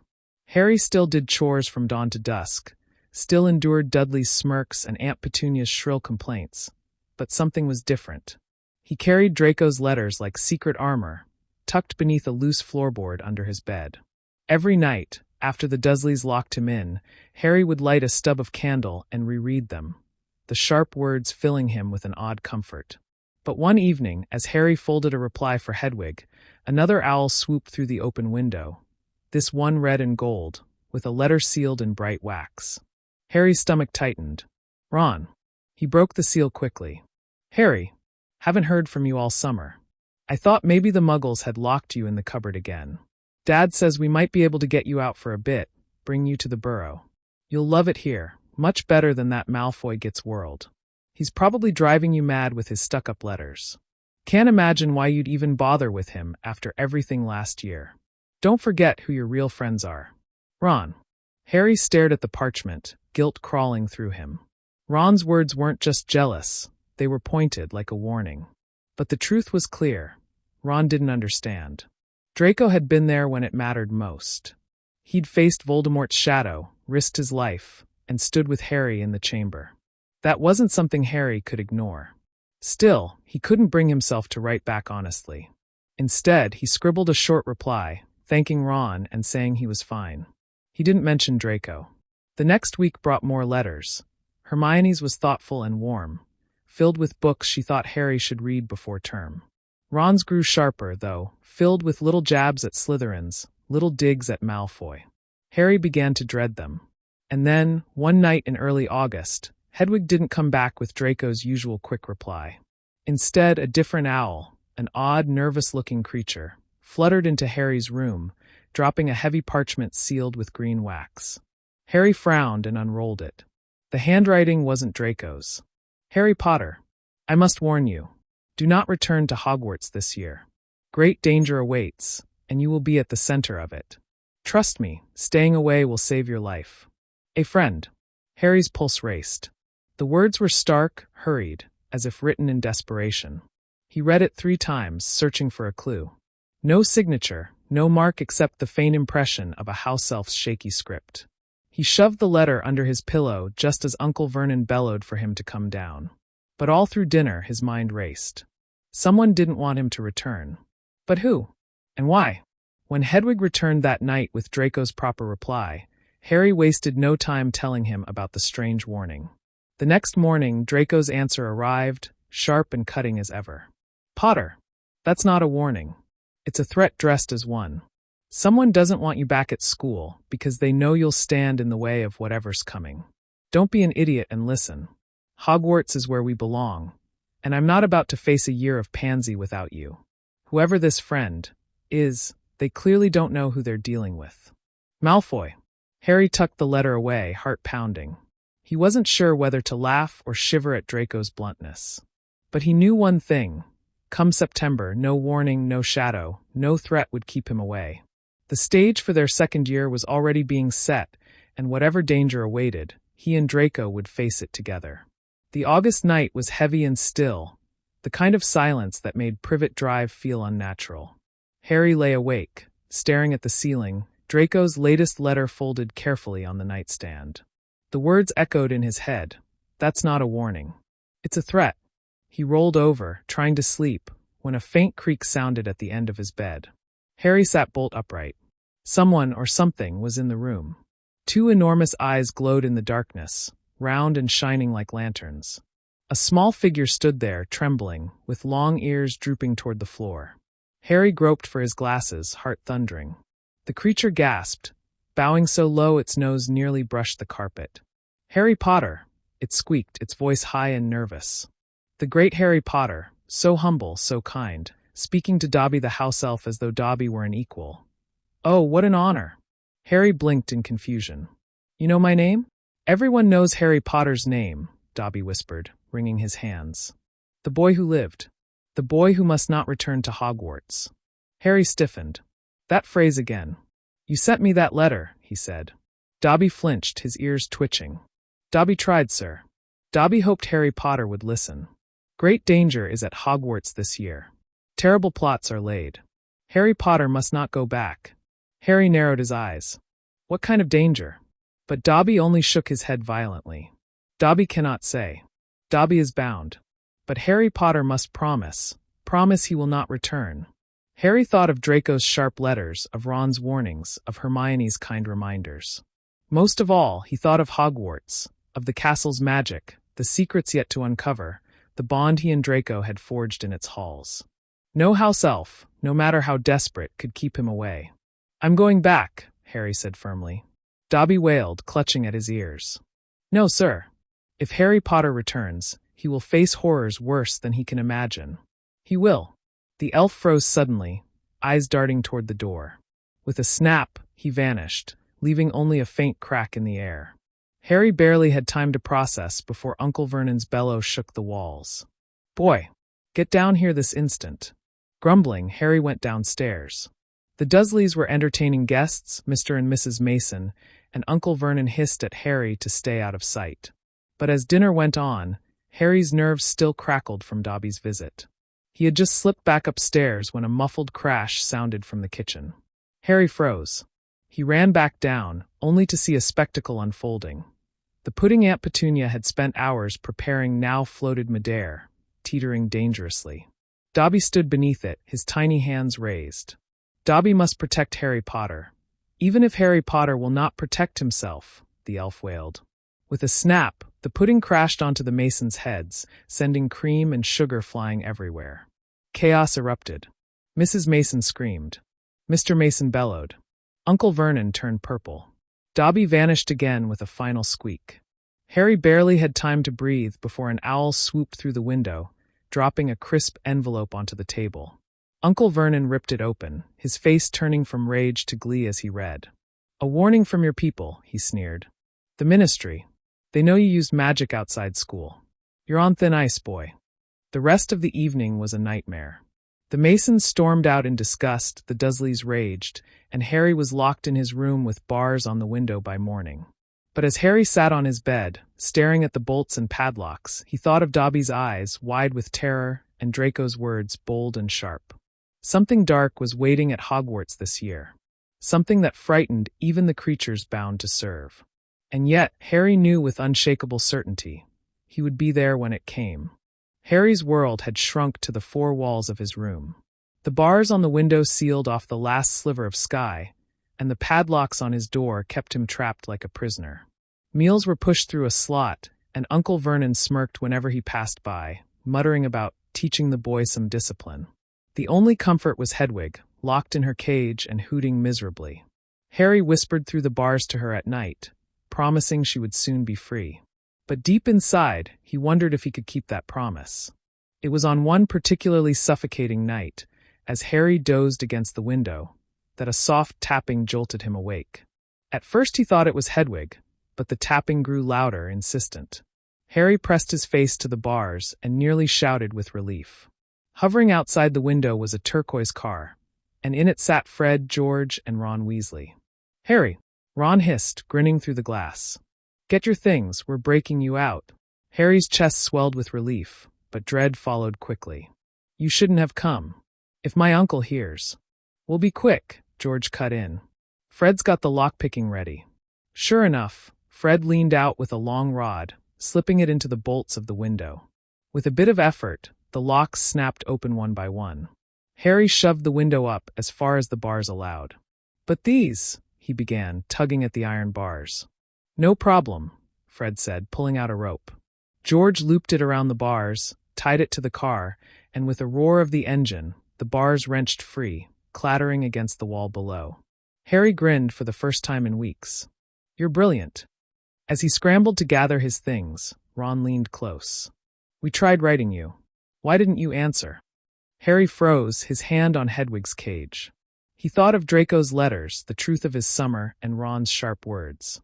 "I never got them," he lied quickly. "The Dursleys must have stopped them." Ron's frown softened. "Figures. Come on then, before they wake up." With Hedwig perched on his shoulder and his trunk dragging noisily across the floor, Harry climbed out the window. Fred and George pulled him into the car, and Ron leaned back with a triumphant grin. "See? Easy," he said. But just as Harry caught his breath, a bellow rose from below. Uncle Vernon stormed into the room, his face purple. "What do you think you're doing?" he roared, lunging for Harry's ankle as Harry scrambled inside the car. "Go, go, go!" Harry shouted. The engine roared, and the car shot upward. Uncle Vernon's fingers slipped off Harry's leg, and the Dursleys' furious shouts grew smaller and smaller until Privet Drive was a speck behind them. Harry slumped against the seat, laughing breathlessly. "Thanks," he managed. "I thought I'd never get out." The twins exchanged smug grins, but Ron leaned closer, his expression softer. "You don't have to thank us. You're our mate. We'd never leave you there." Harry nodded, but a shadow lingered in his mind. Ron's loyalty was real, warm, and unshakable. Yet Draco's letters still burned in his pocket, reminding him of a different promise, a different kind of loyalty. As the car soared toward the night horizon, Harry looked out the window. Somewhere, not far away, Draco Malfoy was preparing for the same school year. And whatever waited for them at Hogwarts, Harry knew both bonds would be tested. One built on years of easy trust, the other on fire and choice. And soon he would have to decide which mattered more. The Burrow was nothing like Privet Drive. Where the Dursleys' house was spotless, rigid, and suffocating, the Burrow was alive with warmth and chaos. Its crooked walls and mismatched furniture gave it a personality all its own, and the air always smelled faintly of bread and wood smoke. Harry couldn't stop smiling as he took it all in, though his awe earned a laugh from Fred. "Wait till you see the ghoul in the attic," George teased. Harry quickly settled into the rhythm of the Weasley household. Mrs. Weasley fussed over him as though he were one of her own, piling his plate with food until he thought he might burst. Mr. Weasley peppered him with questions about Muggle gadgets, holding up Dudley's broken alarm clock like it was treasure. Ginny blushed and dropped things whenever Harry walked into the room, which confused him more than anything else. But it was Ron mostly, who seemed determined to remind Harry that he belonged here. They played endless games of wizard chess, explored the orchard behind the house, and helped with chores when Mrs. Weasley caught them loafing. For a while, Harry let himself sink into it, the comfort of a family, something he'd never truly had. Yet at night, when the house grew quiet and the others slept, Harry would slip a hand under his pillow and feel the folded edges of Draco's letters. He hadn't written since his rescue. It didn't feel safe with Ron nearby. But the silence made him restless. One evening, unable to stand it, Harry crept to the kitchen after everyone had gone to bed. By the glow of the dying fire, he took out parchment and quill. His words spilled quickly. "Malfoy, I'm at the Burrow now. The Weasleys came for me. It's brilliant here, nothing like the Dursleys. Still, I can't stop thinking about what you said about sides and choices. I got a visit from that house elf, Dobby. He tried to stop me from going back to Hogwarts. Said something terrible's waiting. But nothing's keeping me away. Not after last year. Not after everything we've seen. I don't know what's coming, but we'll face it. Harry." He rolled the letter tight, tied it to Hedwig's leg, and whispered for her to be careful. She hooted softly, then soared into the night. The next morning, Harry tried to focus on quidditch practice in the orchard with Ron and the twins, but he kept glancing toward the horizon, waiting. At dinner, while Mrs. Weasley scolded Fred and George for enchanting her knitting needles, Hedwig swooped in through the open window. Harry excused himself quickly, slipping the letter free in the hall. Draco's handwriting sprawled across the page, sharp and certain. "Potter, trust me, if a house elf is terrified, it means someone powerful wants you out of the way. But don't mistake fear for fate. Hogwarts isn't just where the danger is. It's where the answers are. You said it yourself, we make a good team. Don't let the Weasleys convince you otherwise. I'll see you on the train. Don't be late. Malfoy." Harry folded the letter, his chest tightening. He tucked it away before Ron appeared, carrying 2 broomsticks and grinning. "Come on, Harry. One last match before Mum makes us wash up," Ron said. Harry forced a smile and followed him out into the fading light. He tried to lose himself in the rush of flying, the laughter of the twins, the warmth of belonging. But Draco's words lingered in his mind. At the Burrow, Harry felt the embrace of family. In Draco's letters, he felt the pull of something sharper, more dangerous, but just as real. And as the days slipped toward September, Harry couldn't help but wonder. When Hogwarts shadows stirred again, which world would he truly belong to? The day of the trip to Diagon Alley dawned bright and clear. Harry was nearly giddy as he followed the Weasleys into the fireplace, Floo powder clutched in his fist. He hadn't used it before, but Fred and George shouted instructions over their shoulders. "Nice and clear, Potter," George called. "Diagon Alley, not diagonally." Harry took a deep breath, tossed the powder into the flames, and stepped in. The green fire swallowed him whole.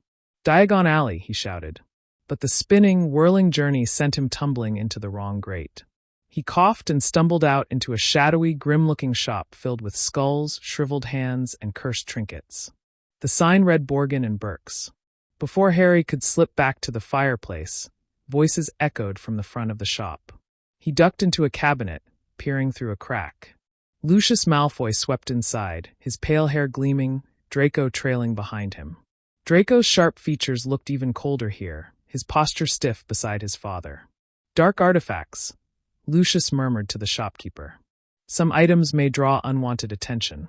Best to move them discreetly." Draco's eyes flicked around the shop, bored, until they landed dangerously close to Harry's hiding place.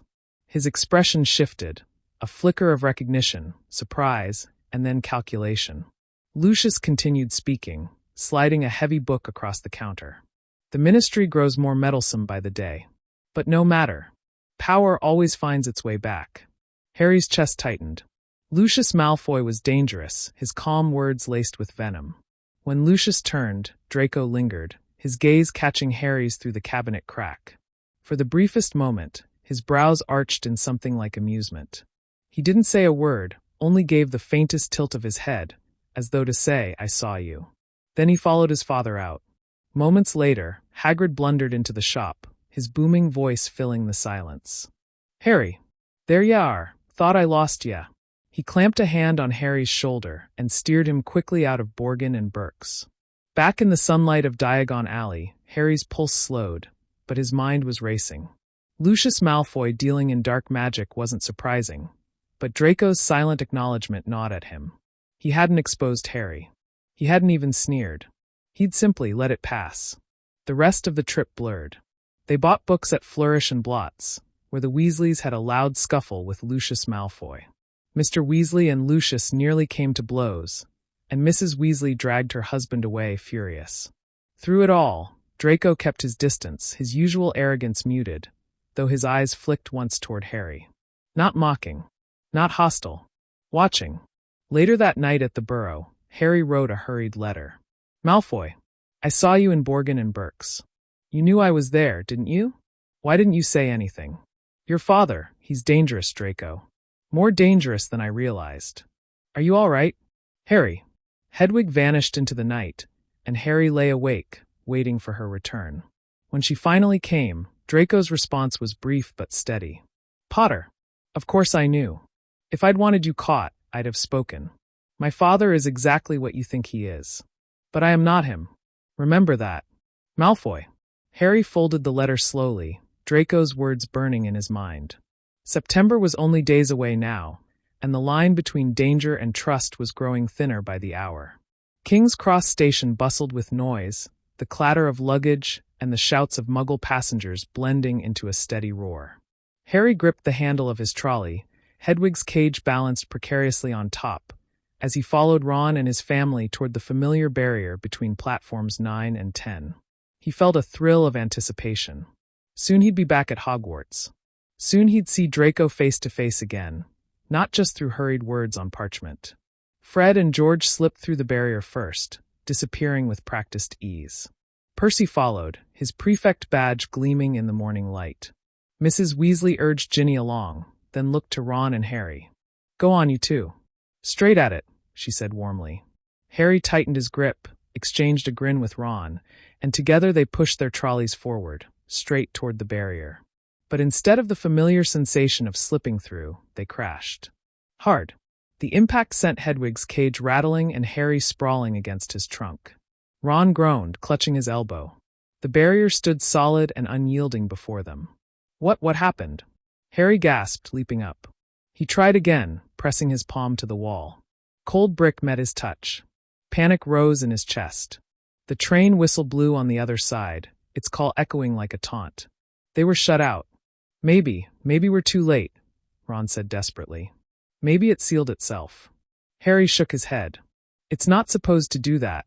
He thought of Dobby, of the warning scrawled in shaky script. Harry Potter must not go back to Hogwarts. This wasn't an accident. The whistle blew again, louder this time. Harry's stomach dropped. If they didn't get on that train, they'd miss their chance entirely. Ron's eyes darted around, wide with alarm. We'll have to find another way." "Dad's car, it's here, isn't it?" Harry hesitated. Flying to school in a bewitched car sounded reckless, even mad. But the thought of missing Hogwarts, of missing Draco, of letting whoever had planned this succeed, no. He wouldn't allow it. Minutes later, the two of them sat in the Ford Anglia, Ron gripping the wheel nervously as Harry clutched Hedwig's cage. "Are you sure about this?" Harry asked, though he already knew the answer. Ron grinned weakly. "Not at all." The car lifted off the ground, engines roaring. Below them, London shrank into a patchwork of streets and rooftops. Ahead, the railway stretched like a silver ribbon, leading toward Hogwarts. Harry leaned back, the rush of wind in his hair, and forced a laugh. Somewhere on that train, Draco Malfoy was waiting. Whoever had tried to stop Harry hadn't succeeded. He would get to Hogwarts, even if he had to fly there. But as the countryside blurred beneath them, Harry couldn't shake the thought that this was only the beginning. The year had barely started, and already the shadows were closing in. The car rattled and shuddered as it sped above the tracks, its engine whining in protest. Ron gripped the wheel so tightly his knuckles were white, his freckled face pale with nerves. "Steady," Harry muttered, leaning forward. "Just keep her over the tracks." Below, the Hogwarts Express roared, its plume of smoke curling into the air. Students peered from the windows, some pointing and laughing as the car pulled alongside. Ron groaned. "Brilliant. Half the school's seen us already." But Harry hardly cared. Every glimpse of the scarlet train reminded him what waited at the end of the journey. Hogwarts, the castle, and Draco. He wasn't about to be kept away, not after the summer's warnings. Hours dragged on. The car lurched and dipped, the engine groaning louder with every mile. Harry kept glancing nervously at the fuel gauge, which dipped lower and lower. Hedwig screeched miserably from her cage. "Ron, it's failing!" Harry shouted over the roar. "I know." Ron yanked the wheel, but the car began to lose altitude. Its nose dipped sharply, and the spires of Hogwarts came into view far too quickly. The boys screamed as the car plummeted through the sky, slamming down on the school grounds with a bone-jarring crash. They skidded across the grass, straight into the shadow of a massive tree. The tree moved. Its branches whipped like arms, striking the car with explosive force. Glass shattered. Metal groaned. The entire vehicle shook as the Whomping Willow unleashed its fury. "Out! Get out!"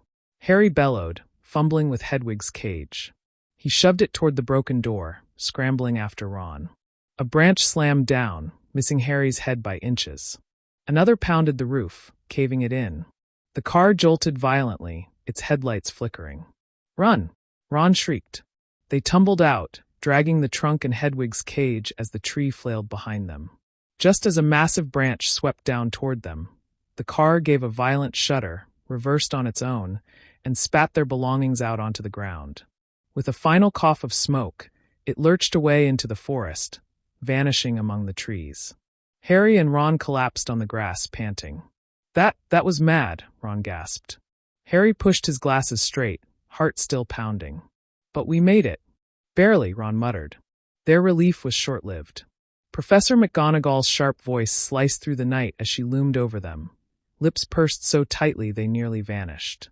"Explain yourselves," she demanded. Both boys stumbled over excuses, stammering about the barrier and the car, but McGonagall's gaze was icy. She marched them into the castle, their shame heavy as students whispered and giggled. By the time she left them in the great hall, Ron groaned. "We're finished." Expelled before the feast even started. But Harry wasn't listening. His eyes had drifted to the Slytherin table. Draco Malfoy sat among his housemates, pale hair gleaming in the candlelight. Their eyes met across the hall. Draco's lips curved into the faintest smirk, but his gaze held something sharper beneath it. Amusement, yes, but also recognition. A silent message. "You're here." "Good." Harry exhaled, relief mingling with anticipation. He had made it back, no matter what tried to stop him. The real battles were just beginning. The great hall glowed with its usual magic, thousands of candles floating above the long tables, golden plates gleaming in the firelight. The sorting had just finished, and the sorting hat was whisked away, leaving the first years buzzing with nerves and excitement. Harry sat at the Gryffindor table, still sore from the ordeal with the Whomping Willow. His robes were dusty, his hair in more of a mess than usual, and Ron slumped beside him, muttering complaints under his breath. "Trust me," Ron grumbled. "Mum's going to send a howler for this. I can feel it." Harry only half listened. His eyes strayed again and again to the Slytherin table. Draco sat surrounded by Crabbe, Goyle, and the rest of his housemates, but his attention wasn't on them. From across the hall, Draco caught Harry's gaze and raised an eyebrow with deliberate coolness, a small, knowing smirk tugging at his lips. It wasn't the usual mocking sneer Harry had grown used to during their first year. This was subtler, layered with meaning, as though Draco was daring him to acknowledge the bond they had started to build over the summer. Harry looked away quickly, afraid Ron might notice. At the staff table, Dumbledore rose to his feet, his arms outstretched as the hall fell silent. "Another year begins at Hogwarts," he said warmly, his eyes twinkling as they swept across the sea of young faces. "Before we feast, let me say simply welcome home." Cheers and applause erupted, and with a clap of Dumbledore's hands, the tables filled with food. Roast chicken, golden roast potatoes, heaps of peas, puddings, pies. It was all there, steaming and delicious. Ron dove in eagerly, piling food onto his plate. "Now this makes it worth it," he mumbled through a mouthful of chicken. Harry ate, though not with the same enthusiasm. The events of the day still clung to him. The barrier ceiling shut, the flight, the Willow's fury. Something wanted to keep him away from this castle. Something didn't want him here at all. And yet, Draco's smirk told a different story. It said Harry belonged here, with him, even if the world disagreed. As the feast went on, murmurs of conversation floated around the hall. Talk of summer holidays, of new subjects, of the mysterious new defense against the dark arts professor, Gilderoy Lockhart. The man himself sat at the staff table, flashing a blinding smile and preening as though the entire feast were in his honor. "I don't believe it," Hermione whispered from further down the Gryffindor table. She clutched one of Lockhart's books to her chest. "He's even more impressive in person." Ron rolled his eyes. Impressive at posing for pictures, maybe. Harry barely heard them. His thoughts remained fixed on Draco. When the Slytherin boy rose with his housemates, preparing to leave the hall, Draco glanced over his shoulder, catching Harry's eyes one last time. For the briefest moment, he mouthed something. "Tomorrow." It was so quick Harry might have imagined it. But the word lodged in his chest like a spark. Tomorrow, he and Draco would speak again. As the Gryffindor prefects herded the first years out and McGonagall gave them all stern looks for their earlier stunt, Harry allowed himself one thought. Despite the chaos, despite the danger, he was back at Hogwarts. And Draco hadn't forgotten him. Tomorrow, everything would begin again. The next morning, the castle buzzed with its usual rhythm of term beginning. Students hurried through corridors, chattering about classes, schedules clutched in their hands. Harry walked with Ron toward their first lesson, though his mind wasn't on Lockhart or textbooks. His thoughts circled one word Draco had mouthed the night before. Tomorrow. As Ron complained about the mountain of homework they were sure to get, Harry scanned the halls. His heart thudded when he spotted Draco at the far end of the corridor, flanked by Crabbe and Goyle. The pale-haired boy's expression was the familiar mask of disdain, sneering at passing Gryffindors, but when his eyes flicked to Harry's, something flickered there. A quick tilt of his head, almost imperceptible, toward the courtyard. Harry knew the signal. "Heir, I've got to, check something with Hermione before class," Harry muttered quickly to Ron, who frowned but was too distracted by a group of giggling Hufflepuff girls to question it. Slipping away, Harry made his way to the courtyard. The morning air was cool, the sky washed pale with early sunlight. He waited by one of the old stone arches until Draco appeared, stepping out from the shadows as if he had always belonged there. "You made it then," Draco said smoothly, his voice low enough that no one nearby would overhear. "I wasn't sure you would." Harry frowned. "You knew something was going to happen with the barrier, didn't you?" Draco's smirk faltered. For a moment, he looked almost unsettled. "I suspected. My father's been talking about the school all summer. He said things would be different this year. That there would be changes." He narrowed his eyes. "I didn't think they'd start with you." Harry's pulse quickened.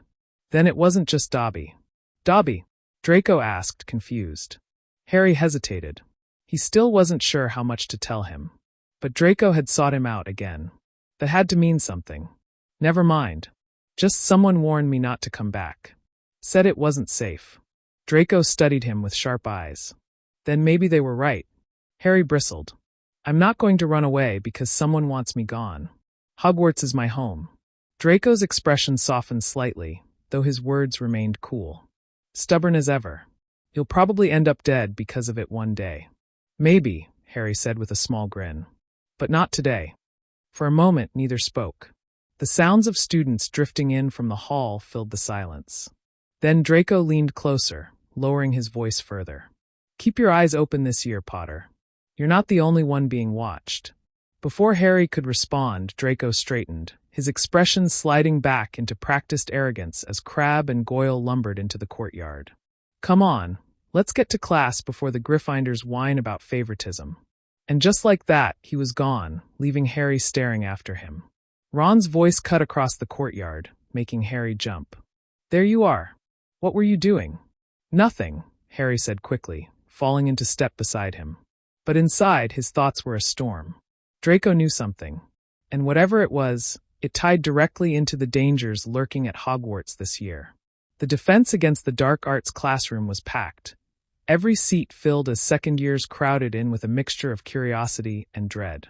Whispers rippled through the room as Gilderoy Lockhart swept to the front, his turquoise robes glittering obnoxiously in the torchlight. He flashed his signature smile, a stack of his own books perched neatly on the desk behind him. Harry slid into a chair between Ron and Hermione. Ron slouched with obvious boredom, while Hermione practically glowed with excitement, Quill ready to take notes on every word Lockhart uttered. "Welcome, welcome," Lockhart beamed, running a hand through his golden curls. "To another year of defense against the dark arts. With me, of course, Gilderoy Lockhart, Order of Merlin, 3rd class, honorary member of the Dark Force Defense League, and 5-time winner of Witch Weekly's Most Charming Smile Award." Ron groaned under his breath, but Hermione leaned forward, completely entranced. Harry forced himself to look at Lockhart, though his attention kept straying. Just across the aisle, at the Slytherin side of the classroom, Draco Malfoy lounged in his chair, looking entirely unimpressed. He caught Harry's eye briefly, gave the tiniest roll of his eyes toward Lockhart, and smirked. Harry nearly laughed, but bit it back quickly. Lockhart continued, his voice smooth and confident. "Now, I know you've all read Magical Me cover to cover by now. A thrilling tale, wasn't it? But nothing compares to practical experience." He clapped his hands, and the class stirred nervously. With a flourish, Lockhart yanked the cloth off a large cage. Inside, a dozen tiny blue creatures screeched and rattled the bars. "Cornish pixies," he announced dramatically. "Mischievous, yet manageable, if you know how, of course. Observe and learn." The cage door burst open. Pixies zipped into the air with shrieks of glee, tearing through the classroom like a storm. Ink bottles smashed, books flew, and a chandelier rattled dangerously as several pixies swung from it, cackling. "Catch them! Don't be afraid," Lockhart cried, though he himself ducked under his desk for cover.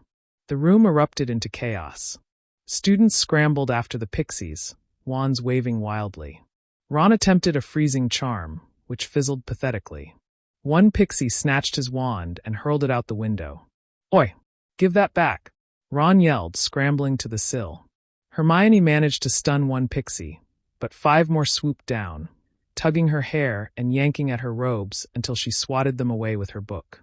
Harry grabbed his wand, trying to force back 2 that had latched onto Neville's ears. "Immobilis!" he shouted, and the creatures froze midair before dropping to the floor. Relief surged through him. At least something had worked. Out of the corner of his eye, Harry caught Draco flicking his wand lazily, sending pixies flying into the wall with sharp little cracks. His movements were controlled, precise, far more effective than most of the class. When he noticed Harry watching, he raised an eyebrow as if to say, "You'll have to do better than that, Potter." Within minutes, the classroom was wrecked. Books torn, ink spilled everywhere, students panting and frazzled. The remaining pixies zipped into the rafters, shrieking with laughter as if mocking the mess they'd caused. Lockhart emerged from under his desk, straightening his robes as though nothing had happened. "Well, that was an instructive first lesson, wasn't it?" Ron glared. "Instructive my foot. You didn't do anything." But Lockhart only grinned wider, ignoring him. "Homework. Compose a poem about my triumph over the pixies today. 50 lines should do." The class groaned in unison. As they filed out, Harry's mind wasn't on Lockhart's foolishness. He glanced once more at Draco, who looked cool and composed, far less ruffled than anyone else. When their eyes met, Draco gave a faint smirk, the kind that said, "Stick close to me, Potter. You'll survive this year." Harry wasn't sure if it was meant as mockery or something else. But deep down, he knew Draco was right about one thing.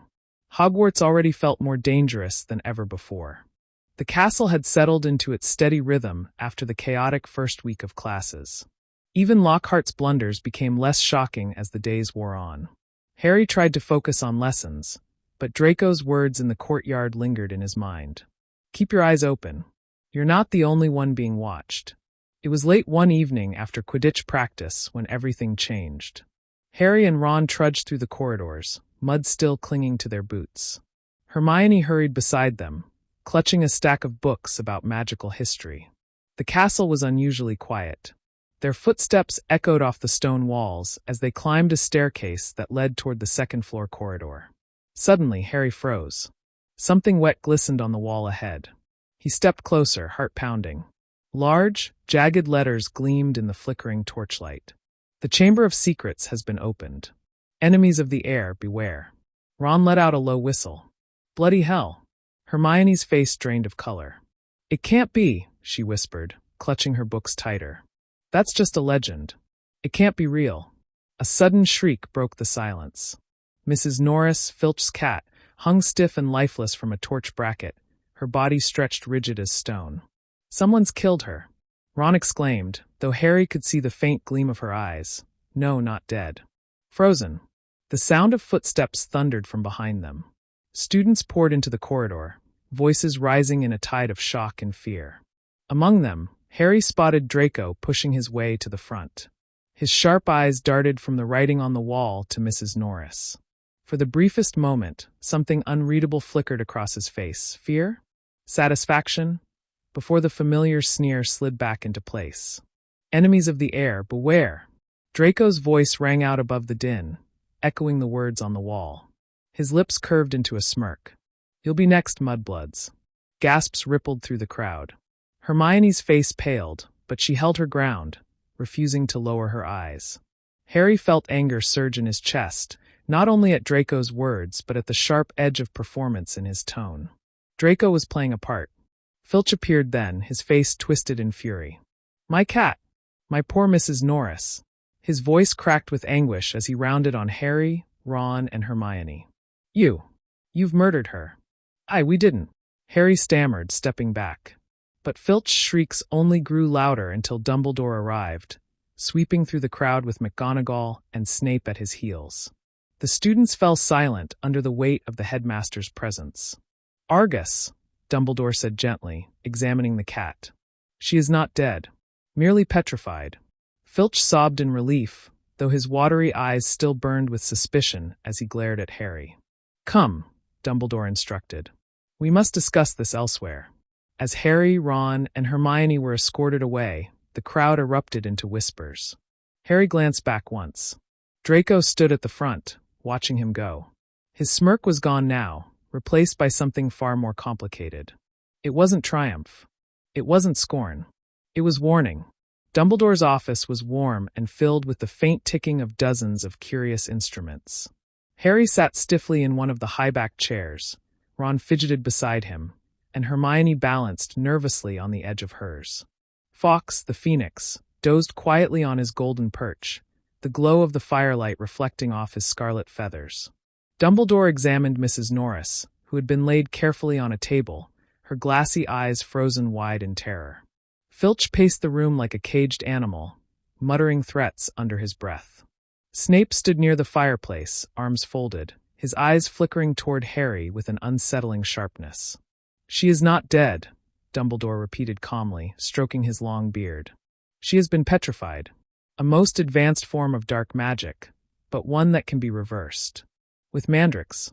Once the mandrakes have matured, we will brew the restorative draught. Filch turned on Harry, his voice breaking. And what if it was him? Everyone knows strange things follow him around. Strange and dangerous things. Harry opened his mouth, but Snape cut in smoothly. Headmaster, it is true Potter has a tendency to attract trouble. Perhaps we should consider. No, Dumbledore said firmly. His blue eyes fixed on Harry, kind yet piercing. I do not believe Harry is guilty. Harry's chest eased, though the weight of suspicion still lingered in the room. Then who? Filch demanded bitterly. Who would do this? No one answered. The silence stretched until Dumbledore dismissed them, reminding them to stay vigilant and avoid dangerous places at night. As Harry left the office, Ron muttered, Great. Now half the school thinks you're the heir of Slytherin. Let them think what they like, Harry said, though unease knotted in his stomach. But Draco's face haunted him more than anything. His deliberate sneer in the corridor, followed by that unguarded look when their eyes had met. It hadn't been triumph. It had been something else entirely. Later that night, long after curfew, Harry wandered the common room restlessly. He couldn't sleep, his mind racing. Something tugged at him, pulling him back toward the corridor where the writing still stained the wall. He grabbed his invisibility cloak and slipped silently out. The halls were silent, moonlight spilling in silver beams across the cold stone. Harry's footsteps were soundless under the cloak as he approached the scene of the crime. He wasn't alone. Draco Malfoy stood in the shadows, staring up at the words scrawled on the wall.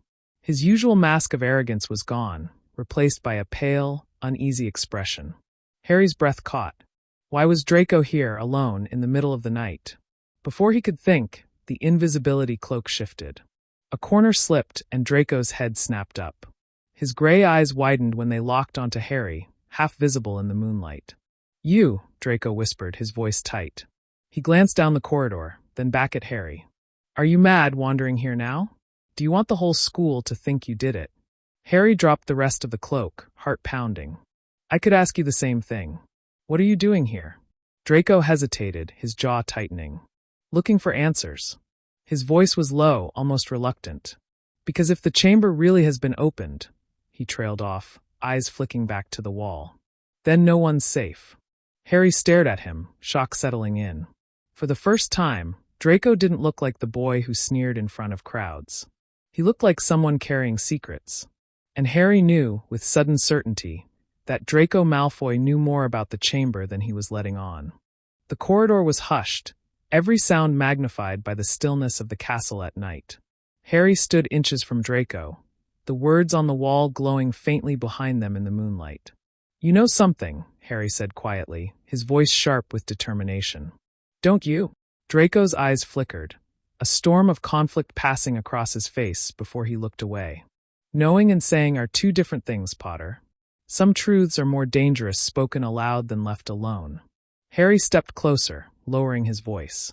"If the chamber's real, if something's happening, then keeping quiet won't protect anyone. You saw what happened to Mrs. Norris. It could have been a student." Draco's jaw clenched, and for a long moment he didn't answer. Finally, he said, "The stories, they're not just fairy tales. The chamber was built by Salazar Slytherin himself. They say only his true heir can open it." His voice dropped to a near whisper. "And they say the heir will cleanse the school of anyone unworthy." Harry stiffened. He had read fragments of this legend before, but hearing it from Draco's mouth gave the words a heavier weight. "Do you know who the heir is?" Harry pressed. Draco's gaze snapped back to him, hard and guarded. "If I did, do you think I'd be standing here talking to you? My father's been whispering about this for years, but even he doesn't know the truth. Only that something is coming. Something that will shake this place to its core." Harry's breath caught. "Then why tell me any of this?" For once, Draco's smirk didn't appear. His voice was tight, almost pained. "Because if the chamber really has been opened, you'll be in more danger than anyone else." Harry blinked, stunned. "Me? Why?" Draco's eyes darkened, and for a heartbeat, Harry thought he might actually answer. But then the sound of footsteps echoed down the corridor, and both boys froze. A beam of lantern light flickered as Filch's voice drifted closer. "Who's out there? I'll catch you this time." Without another word, Draco grabbed Harry's sleeve and pulled him into the shadows. The two of them pressed against the cold stone wall, holding their breath as Filch shuffled past, muttering curses under his breath. The lantern light faded, leaving them in silence once more. Draco released him abruptly, stepping back as though he'd realized what he'd just done. "Stay out of this, Potter," he muttered, his mask slipping back into place. "You don't know what you're walking into." And before Harry could stop him, Draco turned and strode down the corridor, his footsteps echoing until they were gone. Harry stood alone beneath the glowing words on the wall, his heart hammering. He knew one thing for certain. Draco Malfoy wasn't just another student caught up in the chaos. He was tangled in the shadows of the chamber itself. And Harry needed to find out how deep that went. The following morning, the great hall buzzed with speculation. Every table whispered about the writing on the wall and Mrs. Norris. Students hunched close together, voices dropping low as they exchanged theories. Some insisted it was Peeves. Others muttered about ancient curses. But the most common whisper, spoken with fearful glances, was that Harry Potter himself was the heir of Slytherin. Harry felt the weight of the stairs pressing down on him as he entered with Ron and Hermione. Conversations hushed, and eyes followed him as he sat at the Gryffindor table. "This is ridiculous," Hermione said briskly, though her tone betrayed worry. "Of course you're not the heir. It's absurd." "Tell that to them," Ron muttered, glaring at a group of Hufflepuffs who quickly looked away. "They're acting like you've got a giant snake hidden under your bed." Harry stabbed at his eggs but couldn't bring himself to eat. Draco's words from the night before still echoed in his mind. "You'll be in more danger than anyone else." After breakfast, he cornered Ron and Hermione in the library, away from prying ears. "I saw Malfoy last night," he said in a low voice. "By the writing. He was alone. And he knows something about the chamber." Ron nearly dropped the book he was holding. "Malfoy? Alone? At night? That's dodgy, Harry. Dodgy with a capital D." Hermione leaned in, her eyes wide. "What did he say?" Harry hesitated. He wanted to tell them everything, but a strange part of him balked at repeating Draco's exact words. Their conversation had felt different, private, even urgent. He said it's not just a story, that the chamber is real, that only the heir can open it. Hermione frowned. "That much I've already read. But if Malfoy knows more," her eyes narrowed. "We could find out. We could make him talk." Ron brightened. "Polyjuice potion. We could sneak into Slytherin and question him without him knowing." Harry blinked. "Polly what?" Hermione's voice dropped even lower, excitement in her tone. "It's a potion that lets you change into someone else. I've read about it. If we brewed it, we could disguise ourselves as Slytherins and get Malfoy to confess." Ron looked thrilled by the idea. Harry, however, felt uneasy. The thought of tricking Draco, especially after the strange trust he had shown, twisted in his stomach. Still, the logic was undeniable. If Draco really knew who the heir was, or worse, if he was the heir, then this was the only way to be sure. Before he could respond, Madame Pants swooped over, hissing at them for whispering. They quickly gathered their books and left, Hermione muttering about ingredients and restricted recipes. That evening, as they returned to the common room, Harry lingered by a window overlooking the grounds. The castle was quiet, but his thoughts were loud. If Draco was lying, the Polyjuice plan would reveal it. But if he was telling the truth, Harry wasn't sure he wanted to see Draco's face when the mask finally cracked. The Gryffindor common room was quiet except for the crackle of the fire. Hermione had spread books across the table, parchment covered in her neat handwriting. Ron lounged in an armchair, staring at her with a mix of admiration and dread. "You can't be serious," he said. "Polyjuice potion? That's advanced stuff. Isn't it? Dangerous?" Hermione didn't look up from her notes. "Of course it's advanced. That's why hardly anyone attempts it. But if we're going to find out the truth about Malfoy, it's our best chance." Ron groaned. "I'd rather take his word for it than drink something that might make my nose fall off." Harry sat quietly, his eyes fixed on the fire. He hadn't told them the whole truth. Draco hadn't confessed to being the heir, but he had admitted more than Harry thought he ever would. There was a strange weight in those words, a warning laced with something close to honesty. Hermione finally looked up, noticing Harry's silence. "You agree, don't you?" she asked gently. Harry hesitated. I don't think Malfoy is the heir." Ron gaped at him. "Are you joking? He's practically got it written on his forehead. Always talking about purebloods and Slytherin pride. If anyone's behind this, it's him." Hermione tilted her head. "Then why do you think he isn't?" Harry swallowed, trying to find the right words. "Because when I spoke to him last night, he didn't sound like someone bragging about having power. He sounded worried, like he knows more than he wants to say." Ron snorted. "Or maybe he's a very good liar." Harry didn't argue, though unease coiled in his chest. He knew Draco could lie when it suited him, but there had been something raw in his expression, something that didn't fit the sneer he wore in public. Hermione leaned forward. "That's why the Polyjuice potion matters. We can't go on guesses. We need to know. And we'll only know if he says it himself." Harry finally nodded, though reluctantly. "Fine. But how are we going to make it?" The ingredients. Hermione's eyes gleamed. Most are simple enough. But a few, she lowered her voice to a whisper. We'll need access to the restricted section. And for that, we'll need a signed note. Ron sat up straight. From who? You think McGonagall's going to let us check out instructions on how to break every school rule in existence? Not McGonagall, Hermione said. Her lips curved into the faintest smile. Lockhart. Harry and Ron stared at her in horror. You can't be serious, Harry said. Lockhart can't even handle pixies. He'll never realize what he's signing. Exactly, Hermione replied with a little shrug. Which makes him the perfect choice. Harry sighed, running a hand through his hair. The plan was reckless, dangerous, and depended on Hermione's unwavering confidence. But he knew she was right about one thing. They couldn't keep circling questions. They needed answers. And if Draco was hiding the truth, then Polyjuice might be the only way to uncover it. Yet as Harry finally climbed the stairs to bed that night, one thought refused to leave him. If Draco wasn't lying, if he really wasn't the heir, then digging too deep might tear apart the fragile connection they'd built. The next week dragged on with unease spreading through the school like a sickness. Students moved in clusters, unwilling to wander alone. Even the professors carried an edge of tension, their eyes sharper, their footsteps quicker. Harry tried to focus on lessons, but Draco lingered in his thoughts. He had kept his distance since that night by the writing, but Harry often caught him watching, silent, calculating. It was impossible to tell if he was trying to keep Harry safe or keep him at arm's length.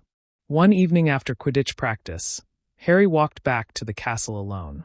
The pitch had emptied, the cold night air nipping at his skin. The corridors were dim, torches sputtering low.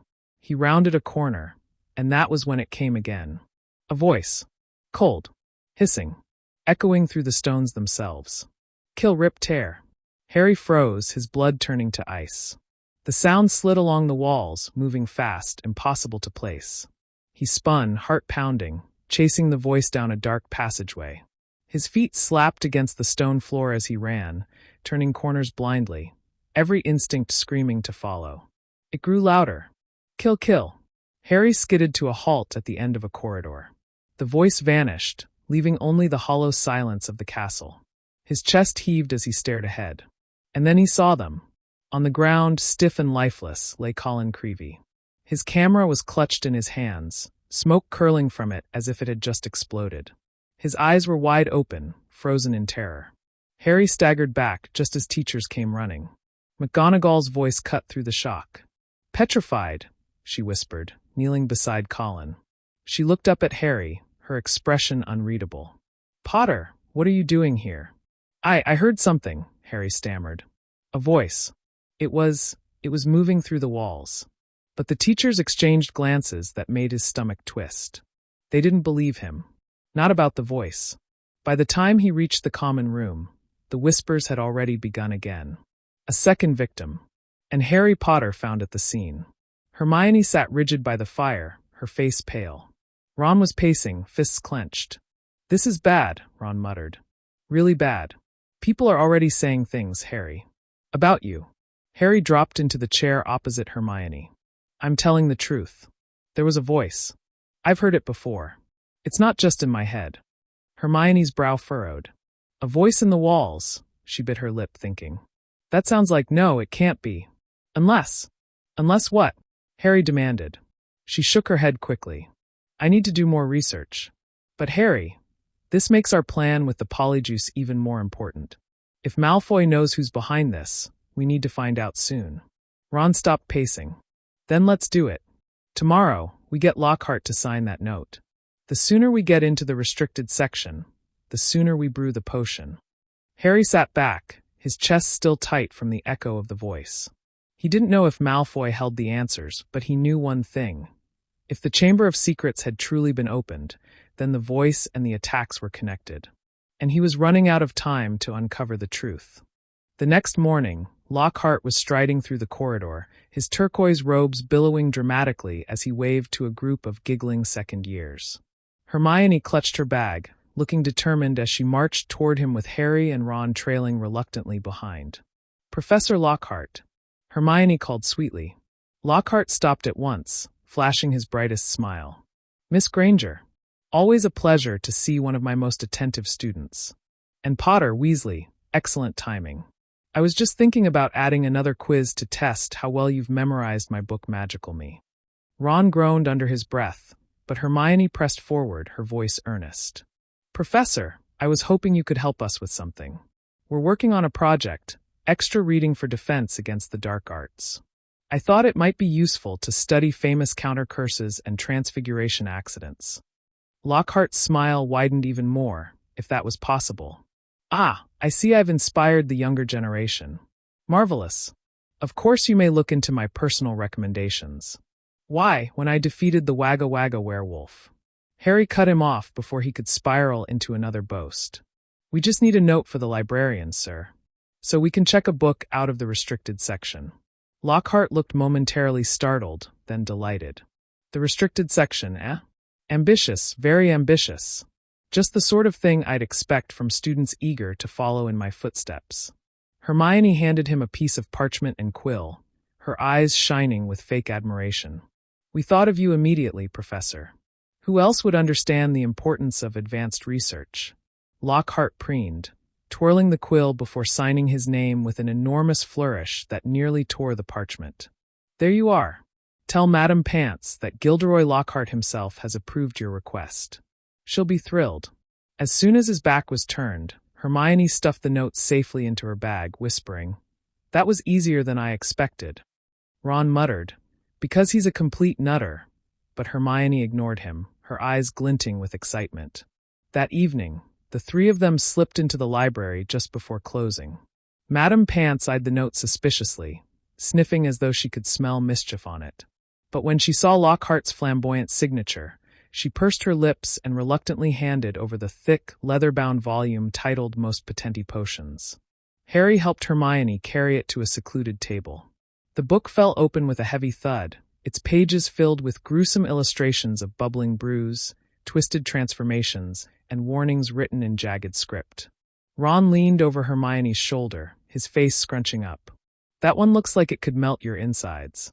Here, Hermione said, pointing firmly at a page. Polyjuice potion.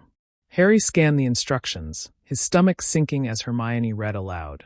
It's complicated, needs lacewing flies stewed for 21 days, leeches, powdered bicorn horn, fluxweed picked at the full moon, and a bit of whoever we want to turn into. Ron gagged. A bit. As in hair. Hermione gave him a look. Did you think it would be as simple as snapping your fingers? This will take time, effort, and precision. If we want answers from Malfoy, we'll need to do it properly. Harry sat back in his chair, watching Hermione's eyes sparkle with determination. Part of him dreaded what might happen if Draco truly was the heir of Slytherin, but another part, one he couldn't quite silence, worried about betraying the strange trust they had built. Still, with Colin Creevey petrified and whispers spreading like wildfire, Harry knew they didn't have a choice. The chamber's shadow was growing longer with each passing day. The next week was filled with whispered plots and stolen glances. Hermione had taken complete control of the Polyjuice plan, her parchment filled with lists of ingredients and instructions. Ron grumbled at every turn, but he still followed her lead, sneaking around corners with her to avoid teachers. Harry, meanwhile, felt torn between two heavy weights, his loyalty to his friends and the strange pull of Draco's guarded honesty. The first challenge came quickly, gathering the ingredients. Some were harmless enough, like lacewing flies. Hermione collected those from the greenhouses without trouble. But others, like powdered bicorn horn and boomslang skin, were far more dangerous to obtain. They were kept locked away in Snape's private stores. Hermione had decided the best time to strike would be during potions, when Snape's attention was divided. The idea made Ron pale. You want me to nick from Snape? The man can smell a lie from a mile away. He'll have me on the floor before I even reach the cupboard. Harry agreed to be the distraction.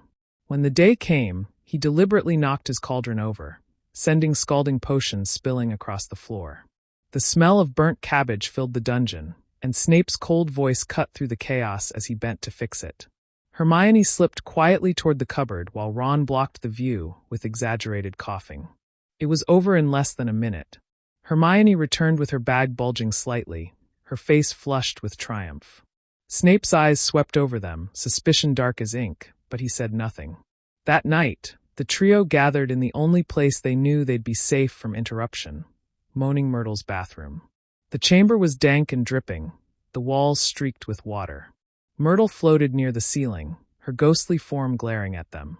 "What are you doing here?" she demanded. "Plotting some prank?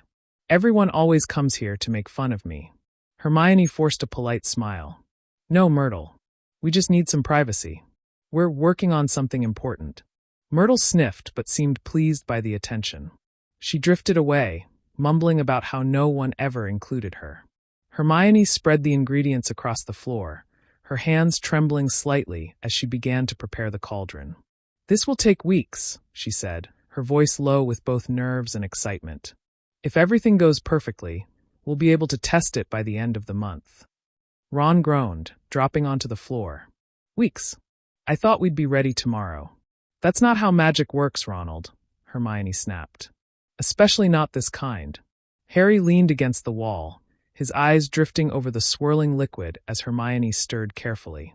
The potion was ugly already, a sludge-like mixture that smelled faintly of rotten eggs. As Myrtle hummed to herself in the background, Harry's thoughts slipped again to Draco. If they went through with this, they'd be tricking him, cornering him with questions he clearly didn't want to answer. And yet, every time Harry remembered Colin's frozen face, he knew hesitation wasn't an option. The chamber had been opened. The danger was growing. And whether Draco liked it or not, he might hold the key to stopping it. Draco Malfoy sat alone in the Slytherin common room, the firelight flickering against the stone walls. Normally the room was filled with voices, sharp laughter, and murmured plots, but tonight most of his housemates had gone to bed early. The weight of whispers about the chamber pressed even here, heavy as the water that surrounded the dungeons.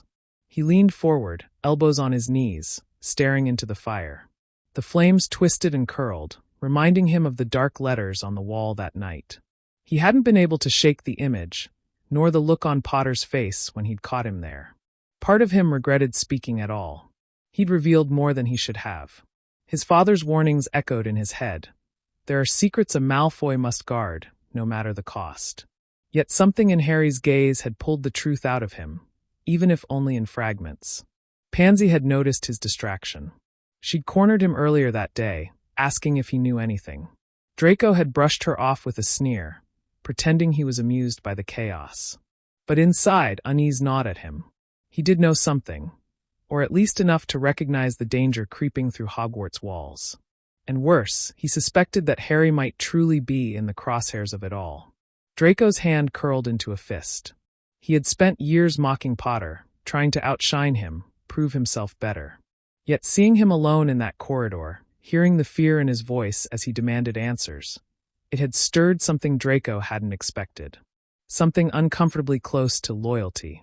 The common room door creaked open, and Blaise Zabini entered, raising an eyebrow at Draco's brooding posture. "Still awake? You'll give yourself wrinkles." Draco smirked faintly, masking his unease. "Just thinking.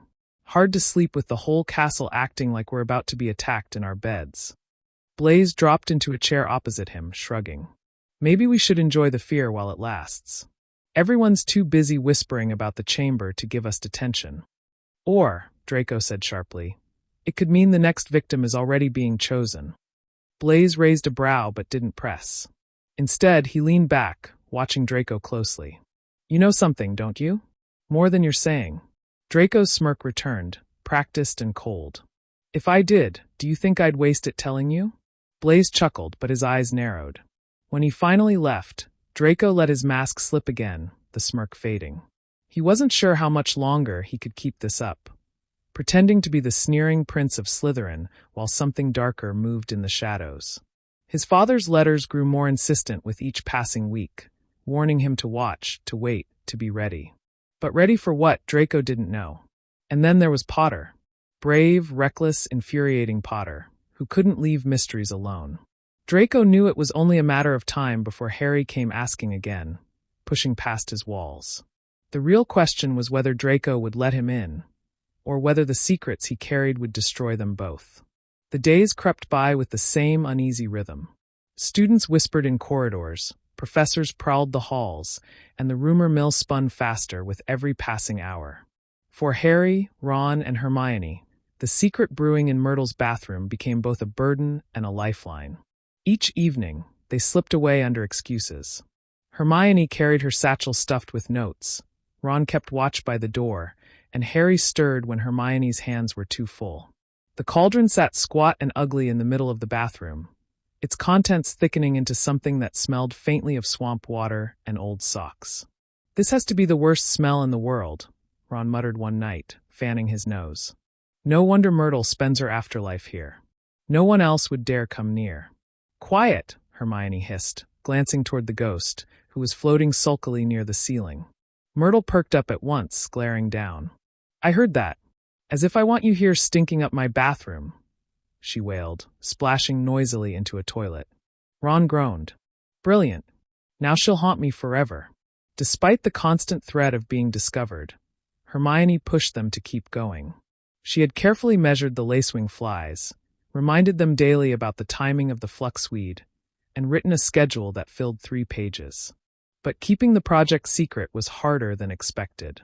Percy Weasley had nearly caught them slipping out after curfew, his prefect badge gleaming as he demanded to know where they were headed. Ron, flustered, blurted something about a surprise Christmas present. Percy's suspicious glance lingered, but luckily he let them go. Then there was Snape. During potions, his gaze had lingered on Harry longer than usual, cold and calculating. "You seem distracted, Potter," he had said, his voice low enough for only their table to hear. "One might almost think you were hiding something." Harry had forced himself to keep his expression neutral, though his heart pounded. Snape always seemed to know more than he should. Back in the bathroom, Hermione stirred the cauldron with steady hands. "It's working," she said with quiet triumph. The potion had changed color, a sickly shade of green that shimmered strangely under the torchlight. "Just a few more weeks, and it will be ready." Harry leaned against the wall, watching the thick liquid swirl. He felt the weight of time pressing down on him. Another attack could come at any moment. If Malfoy really did know the truth, they had to act quickly. And yet, some part of him dreaded the moment the potion was finished. Because when the disguise fell away, when Draco faced the strangers he thought were fellow Slytherins, the truth might not be the one Harry wanted to hear. Still, the choice had already been made. The potion was brewing. The plan was in motion.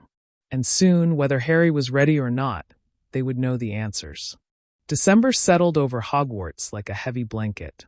Snow drifted down outside the windows, frosting the grounds in white, yet inside the castle the air was thick with unease. Christmas decorations brightened the halls, but they could not hide the tension that crept with every footstep. Students clustered in groups, wary of the shadows, suspicious glances darting across the great hall. Harry felt it most keenly. Everywhere he went, whispers followed.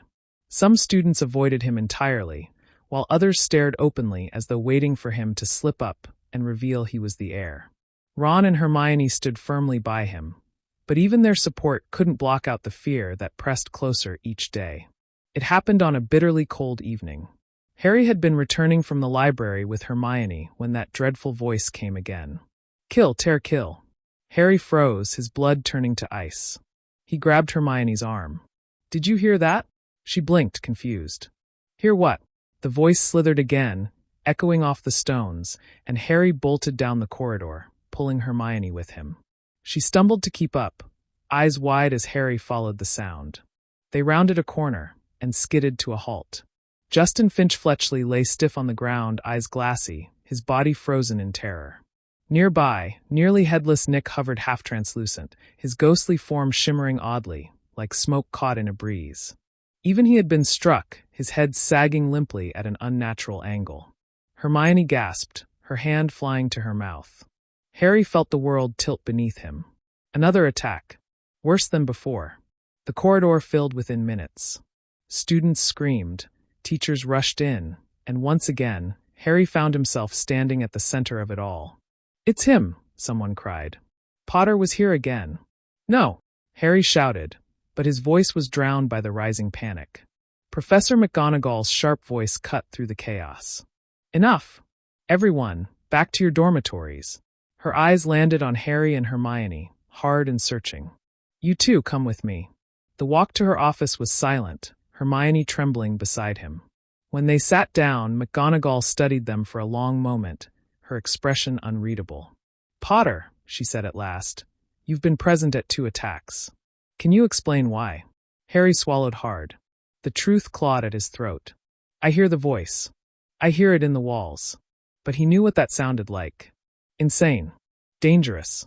Exactly what everyone already suspected. Before he could speak, Hermione jumped in. Professor, it's not Harry's fault.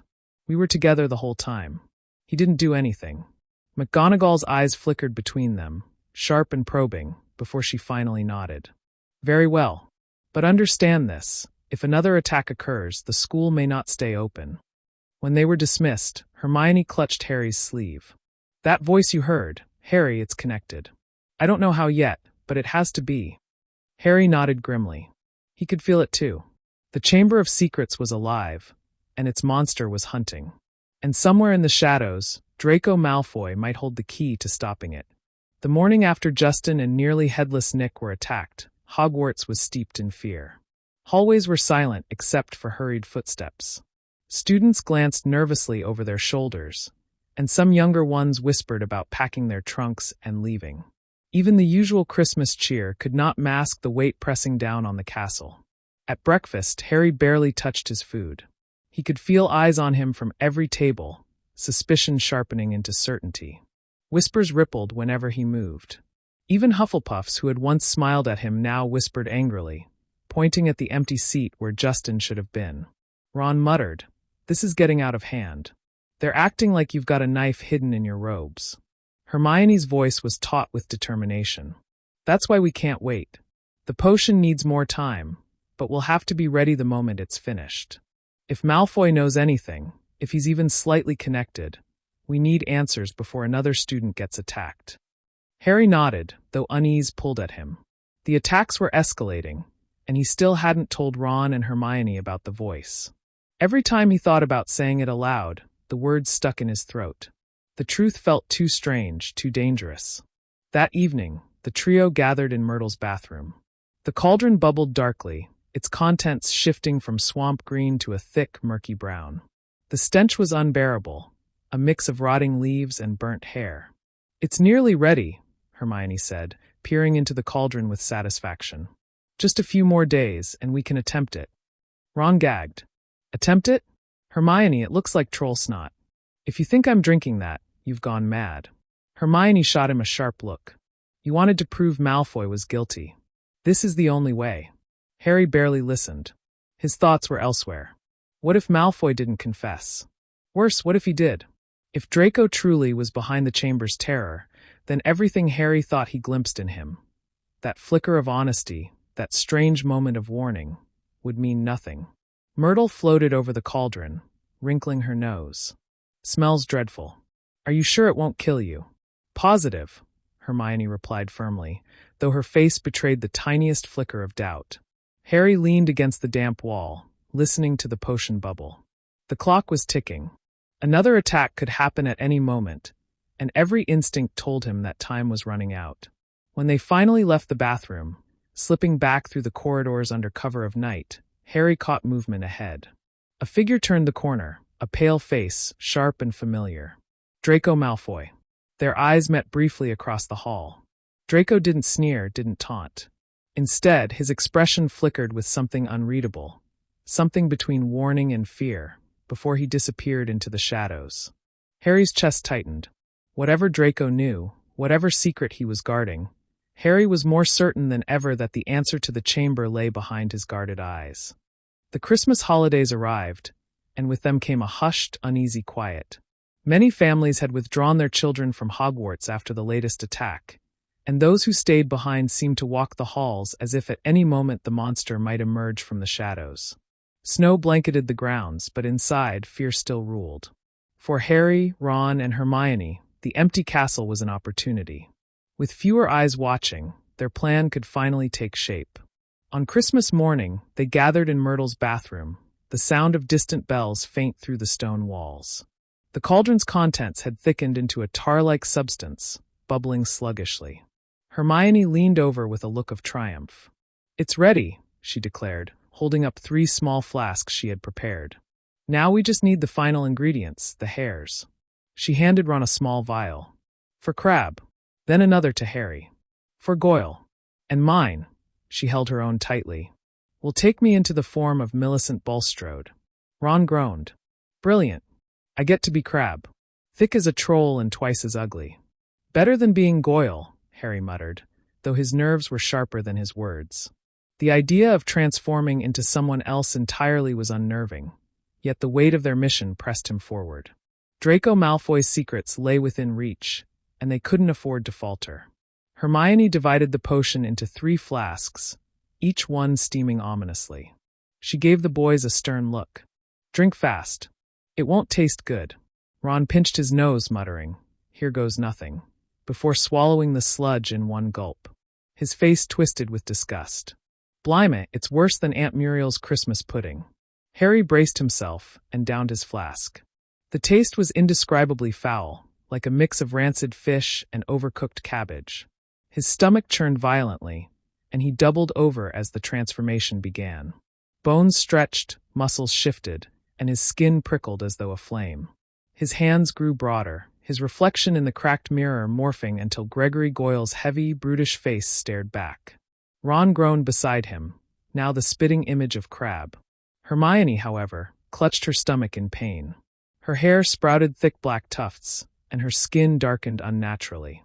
She stumbled toward the stall, gasping. Something's wrong. She slammed the door shut. Harry and Ron exchanged panicked glances, but Hermione's strained voice came from inside. Go without me. Don't waste time. Myrtle's giggles echoed around the tiles. She's growing whiskers, she crowed. Oh, this is marvelous. Ron grimaced. We can't just leave her. But Harry shook his head. She's right. This is our chance. His voice, though heavy with Goyle's rumbling tone, carried urgency. They couldn't wait. The 2 of them slipped out of the bathroom and made their way toward the Slytherin common room, careful to mimic Crabbe and Goyle's lumbering gait. Other students, too distracted by the emptiness of the castle and the tension in the air, paid them no attention. At last, they found themselves standing before a bare stretch of wall in the dungeons. A group of Slytherins approached, led by none other than Draco Malfoy himself. Draco eyed them sharply. About time you 2 showed up. I've been waiting. Come on. He muttered the password, and the wall slid open to reveal the Slytherin common room, dark, cold, and lit by greenish lamps that cast eerie shadows. Harry and Ron followed him inside, their hearts pounding. This was it, the moment they had prepared for. The chance to finally see what Draco Malfoy knew about the Chamber of Secrets. Draco leaned back in one of the leather chairs, smirking faintly. So, have you heard? Potter's the prime suspect now. Half the school thinks he's the heir of Slytherin. Harry froze, every muscle tense beneath Goyle's bulk. The truth they had risked everything to uncover was about to be spoken. The Slytherin common room was colder than the rest of the castle, lit by eerie green lamps that glowed against the stone walls. Shadows danced across the ceiling, reflected from the dark waters of the Black Lake pressing against the windows. Harry and Ron, disguised as Goyle and Crabbe, followed Draco to a cluster of chairs near the fire. Draco leaned back lazily, his pale face illuminated by the flickering flames. He looked more at ease here than Harry had ever seen him, his sharp features softening in the familiarity of his surroundings. With a smirk, he gestured for Crabbe and Goyle to sit. Well, Draco began, his voice carrying the air of someone with privileged knowledge, it's about time things started happening at Hogwarts. I told you, didn't I? Dumbledore's losing his grip. Now that the heir of Slytherin has returned, everyone's finally seeing it. Harry's chest tightened. His pulse roared in his ears. This was what they had been waiting for. He forced Goyle's clumsy silence and waited. Ron, less convincing as Crabbe, grunted awkwardly. Yeah. Draco smirked, clearly pleased with himself. And you've noticed how Potter always turns up at the scene, haven't you? First Filch stupid cat, now Finch Fletchley. Even that ghost, he managed to get petrified too. No wonder people are talking. Potter's got everyone fooled, but not me. Harry clenched his fists, nails digging into his palms. The words stung, not because Draco believed them, but because the rest of the school might too. Ron shifted in his chair. So, you think it's Potter? Of course I do. Draco's smirk grew sharper. Potter's been acting odd since the start of term. Always sneaking about, looking shifty. And don't forget his little stunt on the quidditch pitch. He can speak Parseltongue for Merlin's sake. How much more proof do people need? Harry's stomach lurched. Draco's words were laced with certainty, and yet behind his eyes there was something else. A flicker of calculation, of fear carefully masked by arrogance. Ron pressed cautiously. So, you reckon he opened the chamber? Draco leaned forward, lowering his voice to a conspiratorial whisper. If I were the heir of Slytherin, I wouldn't be hiding. I'd be proud. But Potter? He's too soft. Too much of a hero. My father says the chamber was opened 50 years ago, and a mudblood died. This time, I bet it'll be worse. My father reckons the heir's just biding their time. And if Potter is mixed up in it, it's only a matter of time before he slips. Harry's jaw clenched, but he forced himself to stay silent. He needed to hear more. Draco's expression shifted, darkening slightly. Personally, I wish I did know who the heir is. Imagine being part of that. My father says Slytherin's true heir would purify the school, get rid of all the mudbloods. And frankly, he sneered, Hogwarts would be better for it. Harry's stomach turned. He had half a mind to lunge at Draco, disguise or not, but Ron's heavy hand on his arm kept him still. Then Draco leaned back, his smirk returning. One thing's certain. Whoever the heir is, they've got guts. And I'll bet my father would help them if he could. He knows more about dark magic than anyone. Harry's heart hammered. There it was. A thread, faint but real. Lucius Malfoy. If Draco didn't know the truth himself, his father might. But before Harry could push further, Draco frowned suddenly, eyeing Ron suspiciously. You're quiet tonight, Crabbe. You usually don't shut up about food. What's wrong with you? Ron froze, his mouth opening uselessly. Harry jumped in quickly, forcing Goyle's lumbering drawl. Tummy ache. Draco narrowed his eyes. For a moment, Harry feared he'd seen through them, but then he smirked and leaned back again. Figures. Eat too much at dinner, didn't you? The tension eased, but Harry's mind was racing.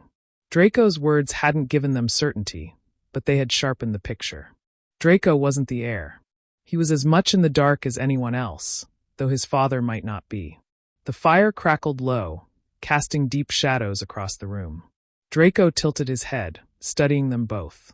Funny though, he said, almost too casually. Sometimes, when Potter looks at me, it's like he knows something. Makes me wonder if he's hiding more than anyone thinks. Harry's heart skipped. Draco's gaze lingered, as though he were still puzzling over that unspoken connection between them. Then he smirked and waved a hand. Anyway, doesn't matter. Whoever the heir is, they'll strike again soon enough. And I, for one, can't wait to see the chaos it causes.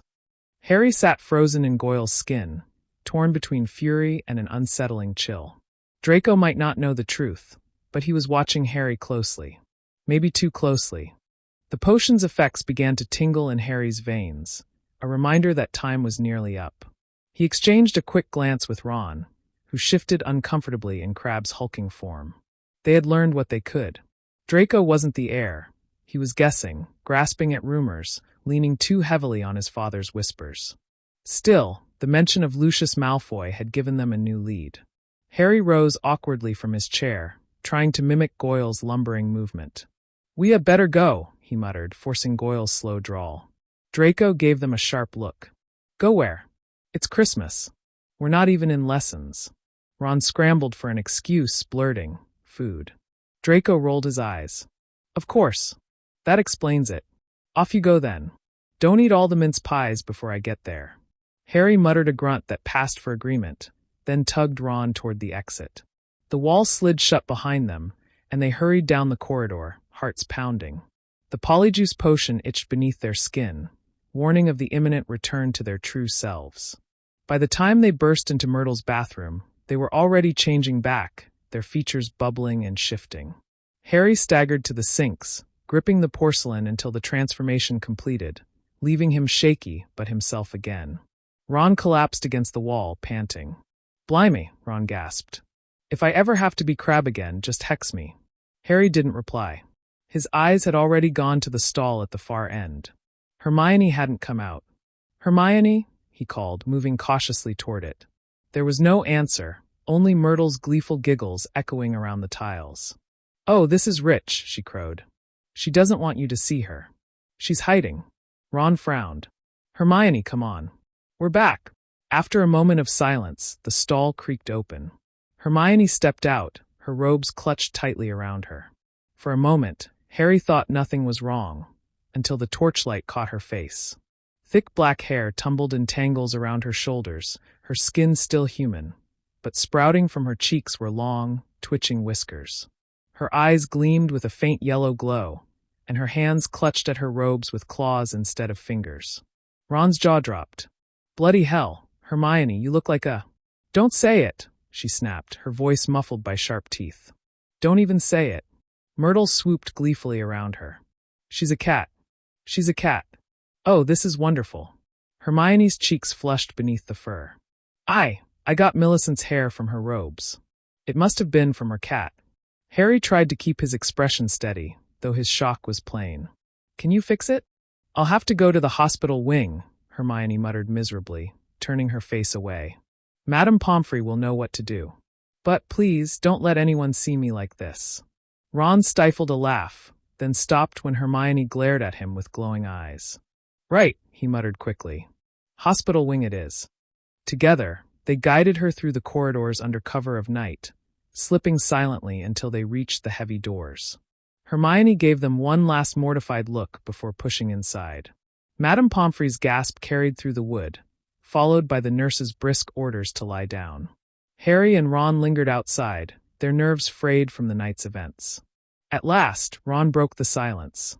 "Well, at least we know Malfoy's not the heir." Harry nodded slowly, though unease still twisted in his stomach. Draco wasn't the heir, but he wasn't innocent either. His words had carried weight, his father's shadow stretching long. Harry's gaze drifted down the corridor, his thoughts unsettled. If not Draco, then who? And why did Draco's eyes still haunt him, filled with something more than arrogance, something like fear? The Slytherin common room had grown quiet. The fire was dying low, casting faint greenish light across the water-stained stone. Most of the students who had stayed for the holidays were either upstairs or gone home. But Draco Malfoy sat alone in one of the high-backed chairs, staring into the embers. On the surface, he looked at ease, his posture slouched in lazy confidence. But beneath it, his mind refused to rest. Crabbe and Goyle had acted strangely earlier. He knew his friends well enough to recognize when something was off. Crabbe had barely spoken, Goyle had mumbled excuses, and the look in Goyle's eyes, sharp, focused, not dull like usual, had unsettled him. Draco drummed his fingers against the armrest. It wasn't just that. It was Potter. Always Potter. No matter where he turned, the boy seemed to be at the center of everything. And tonight, when he'd spoken about the chamber, when he'd let slip his father's words, something in him twisted. The truth was Draco didn't know who the heir of Slytherin was. He wished he did. He wished he could wear the secret like armor, command respect, silence the whispers that followed his own name. But deep down, a part of him feared the monster prowling the school. He feared it might turn on him. And then there was Potter. Draco's lips curled, though it wasn't a smirk this time. Potter, with his parcel tongue, his habit of being in the wrong place at the right time. Potter, who had looked him in the eye more than once with an intensity Draco couldn't ignore. That night on the Quidditch pitch, when Potter had clutched the bludger-battered broom and still outflown them all, Draco had felt something gnawing at him. Resentment, yes, but also a strange kind of recognition. Potter wasn't just lucky. He was driven. Dangerous. Draco leaned forward, elbows on his knees. If Potter really was the heir, then the school was living on borrowed time. But if he wasn't, then who? His father's letters echoed in his head. Blood must be purified. The school must be cleansed. Lucius Malfoy's pride in Slytherin's legacy was unshakable, and Draco had grown up steeped in it. Yet now, lying in the greenlit shadows, Draco wondered if his father knew more than he'd let on. The door to the boys' dormitory creaked open. Blaise Zabini stepped in, glancing around the nearly empty room. "Still awake?" Draco straightened quickly, smirk sliding back into place like a mask. "Just thinking. Planning the downfall of Gryffindor." Blaise gave him a flat look. "You mean Potter?" Draco shrugged. "Who else?" But when Blaise left again, silence swallowed the room once more. Draco stayed by the fire until the embers turned cold. He didn't want to admit it, not even to himself, but the truth gnawed at him. The more he tried to despise Harry Potter, the harder it became to untangle the knot forming between curiosity, resentment, and something dangerously close to admiration. As he finally climbed the stairs to bed, one thought lingered stubbornly.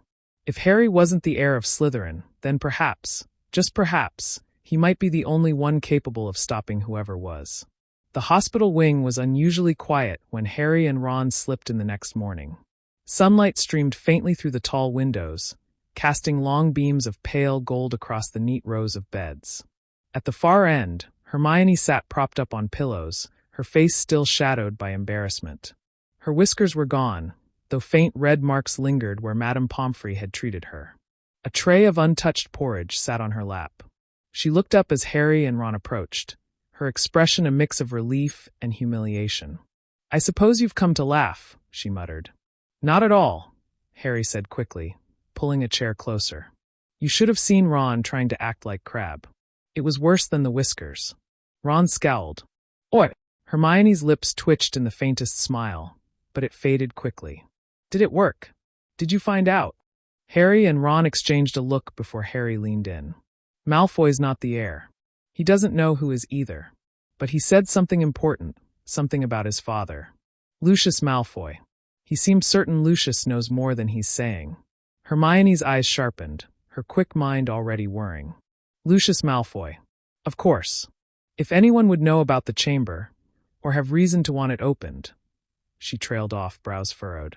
Ron crossed his arms. Figures. If Malfoy's not the heir, his dad's pulling the strings. Probably whispering in his ear, filling his head with all that pureblood rubbish.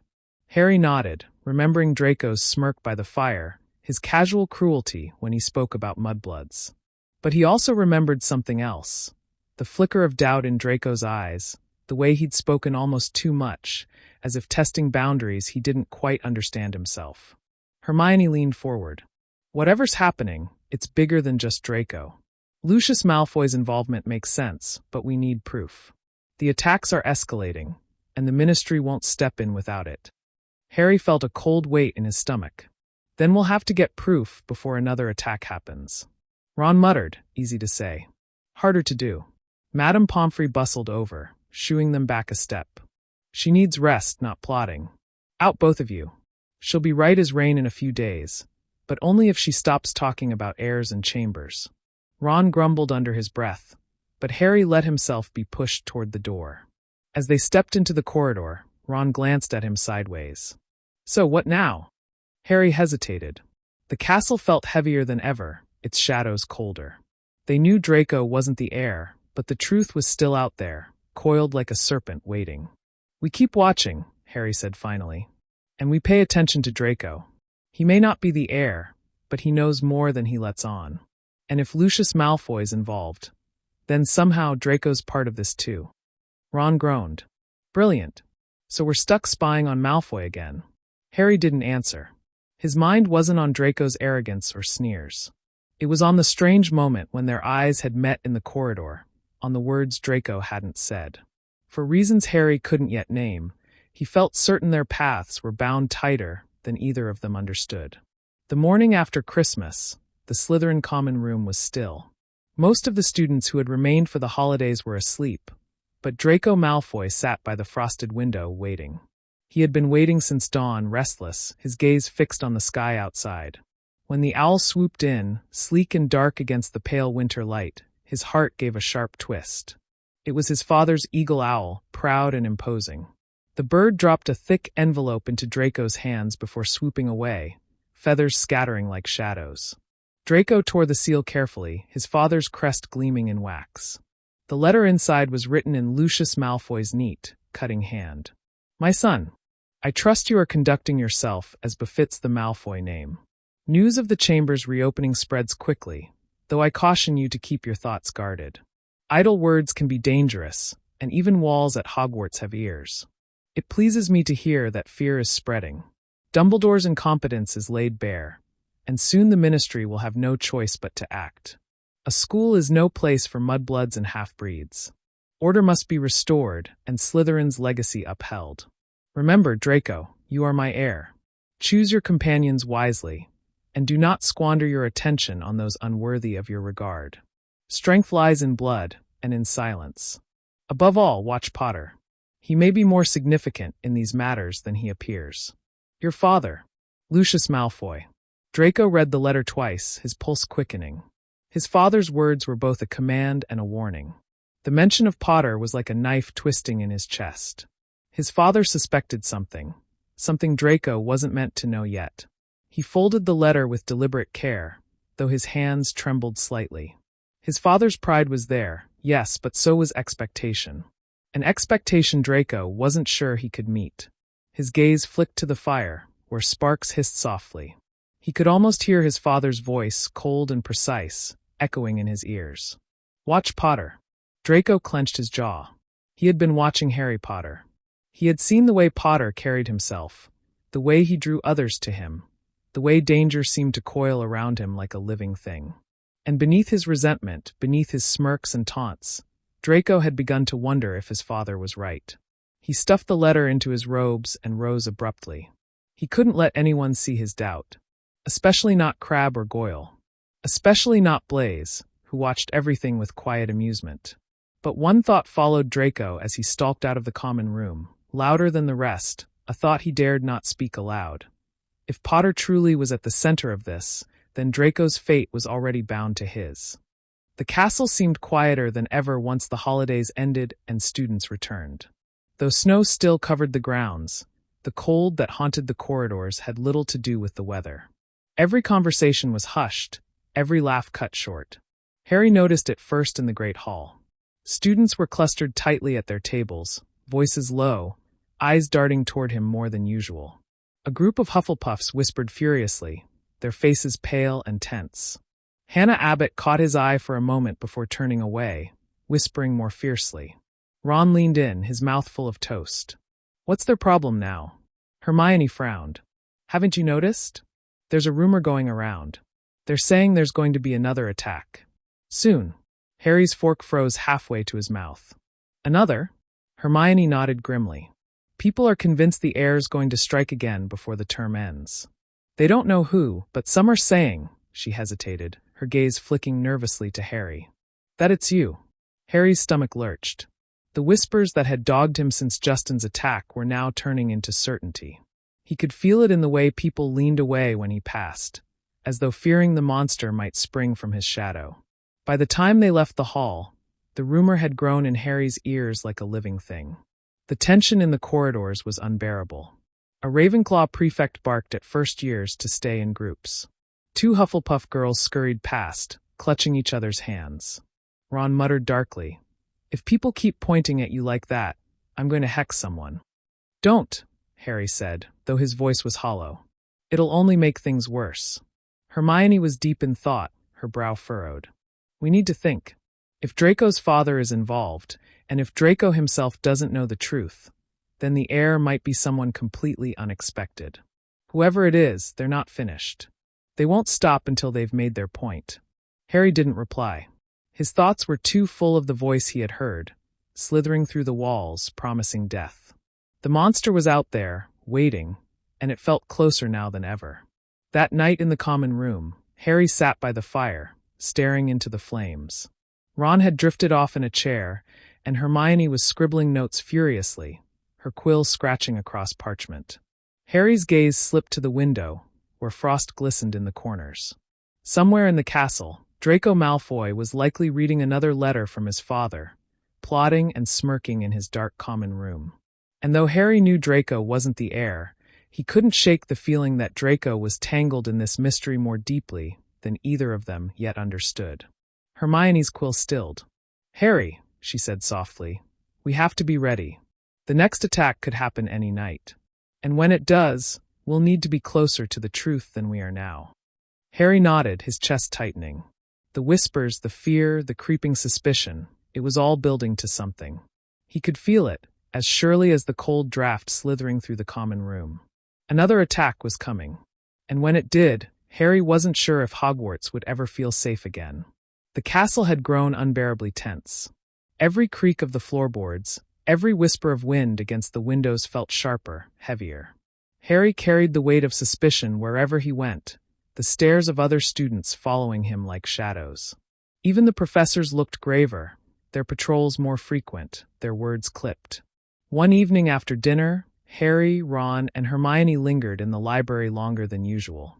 Hermione was buried in a pile of books about magical serpents, hoping to uncover something useful about the voice Harry had heard.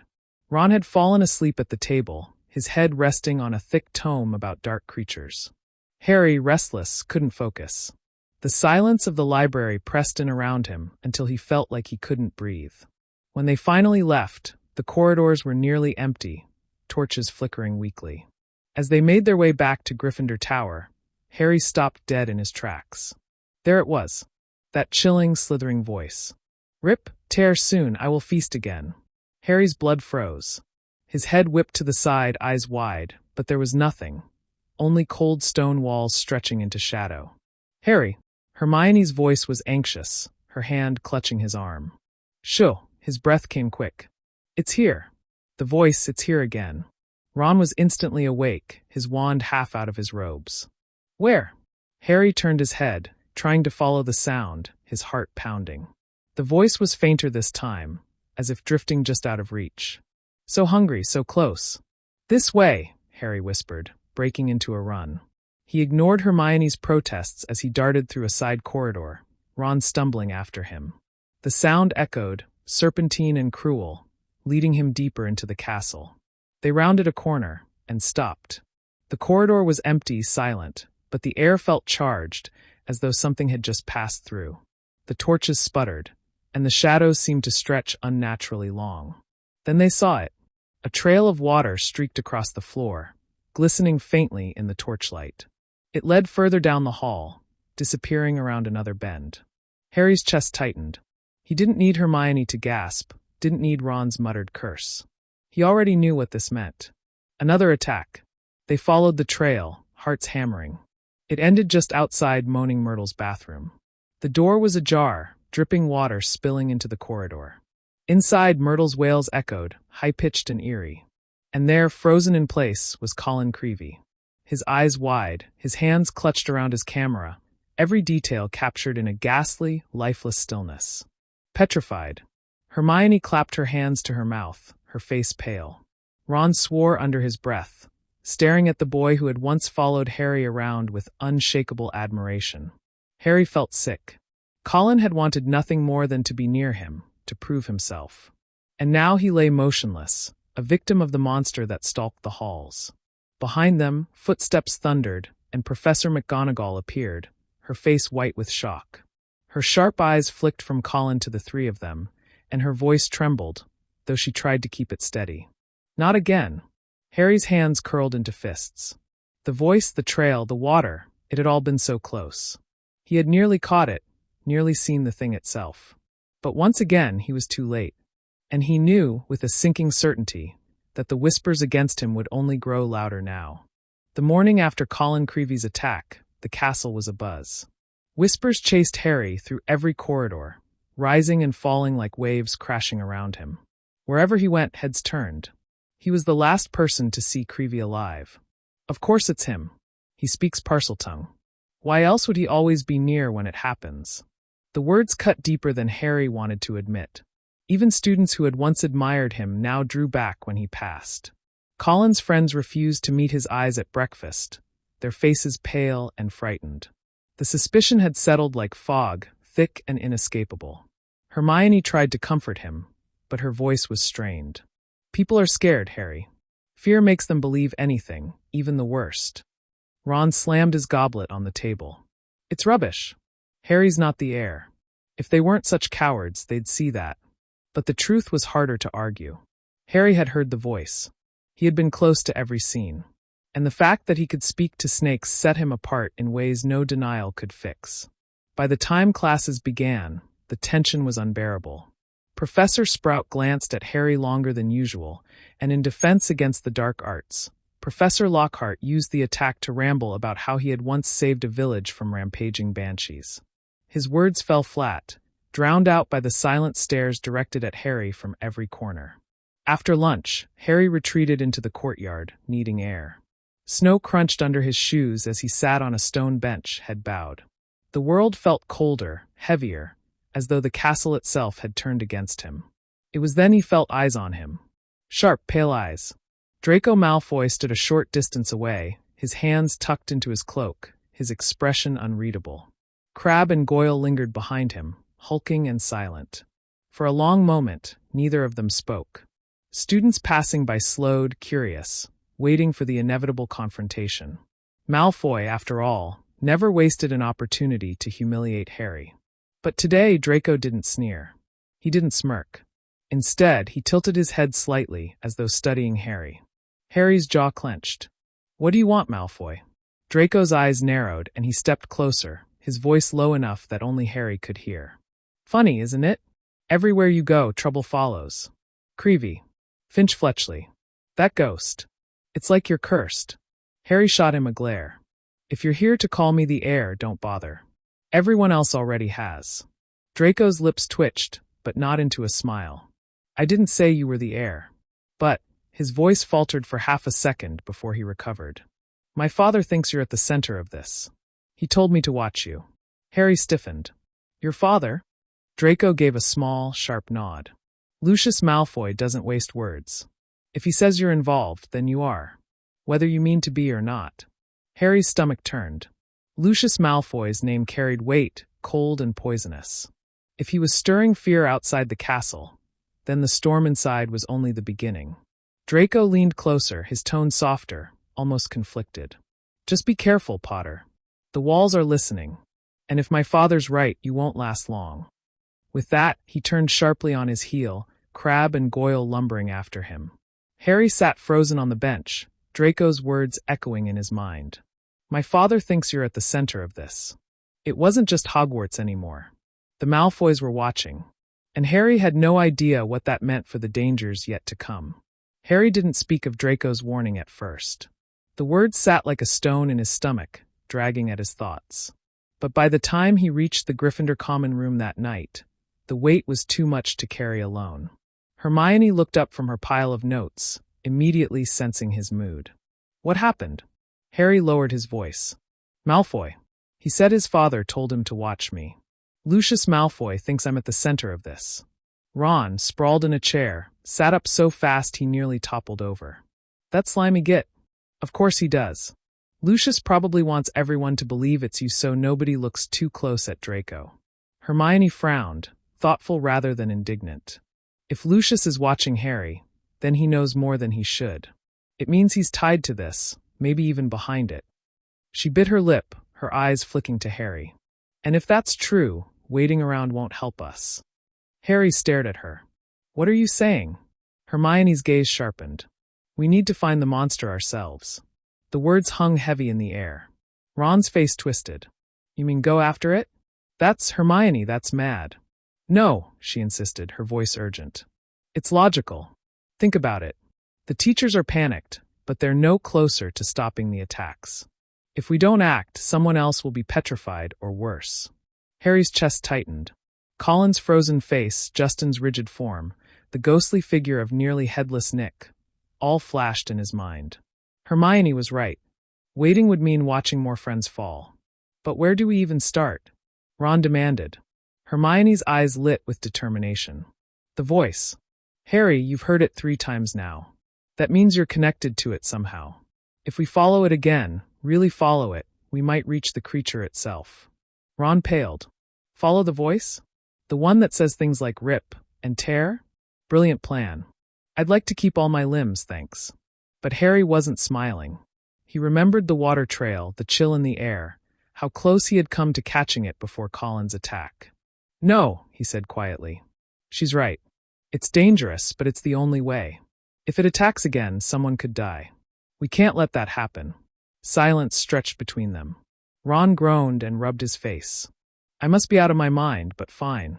If you two are set on this, I'm in." Hermione's eyes softened. "We'll need Polyjuice potion to confirm whether Malfoy is the heir or not. That's still part of the plan. But following the voice has to be our next step. No waiting, no second guessing." The moment Harry hears it, we go. Harry nodded, the decision solidifying inside him like stone. For weeks he had been pushed, prodded, accused, and feared. But if he was going to be blamed no matter what, then he might as well be the one to find the truth. That night, long after Ron's snores filled the dormitory, Harry lay awake staring at the ceiling. His mind replayed Draco's warning, Lucius's shadow stretching over Hogwarts, and Hermione's determined voice. They were stepping into something far bigger than themselves. But as fear gnawed at him, another feeling rose, fiercer and sharper. Resolve. The next time the voice whispered through the walls, Harry would not hesitate. This time they would follow it to the end. It began on a cold, damp night. The castle was silent, the halls echoing only with the faint creaks of ancient stones settling. Harry sat awake in the Gryffindor dormitory, eyes wide open, heart pounding. He didn't know why, but something in the air felt heavier, charged. And then he heard it. Come kill, time to feed. Harry bolted upright. Ron. Hermione. It's here. They were ready. In moments the three of them were out of bed, cloaks thrown on, wands in hand. They slipped through the common room and into the dark corridors, following Harry as he moved like a hound chasing a scent. The voice hissed through the walls, guiding them, pulling them deeper into the castle. They ran past empty classrooms and shuttered windows, down staircases that groaned under their weight. The sound grew louder, clearer, until Harry was certain they were almost upon it. Then the screaming began. A girl's scream, shrill and terrified, echoing through the stone. Hermione's hand clamped around Harry's arm. That's the monster. It's found someone. They sprinted, the voice hissing louder than ever, until they burst into a deserted corridor.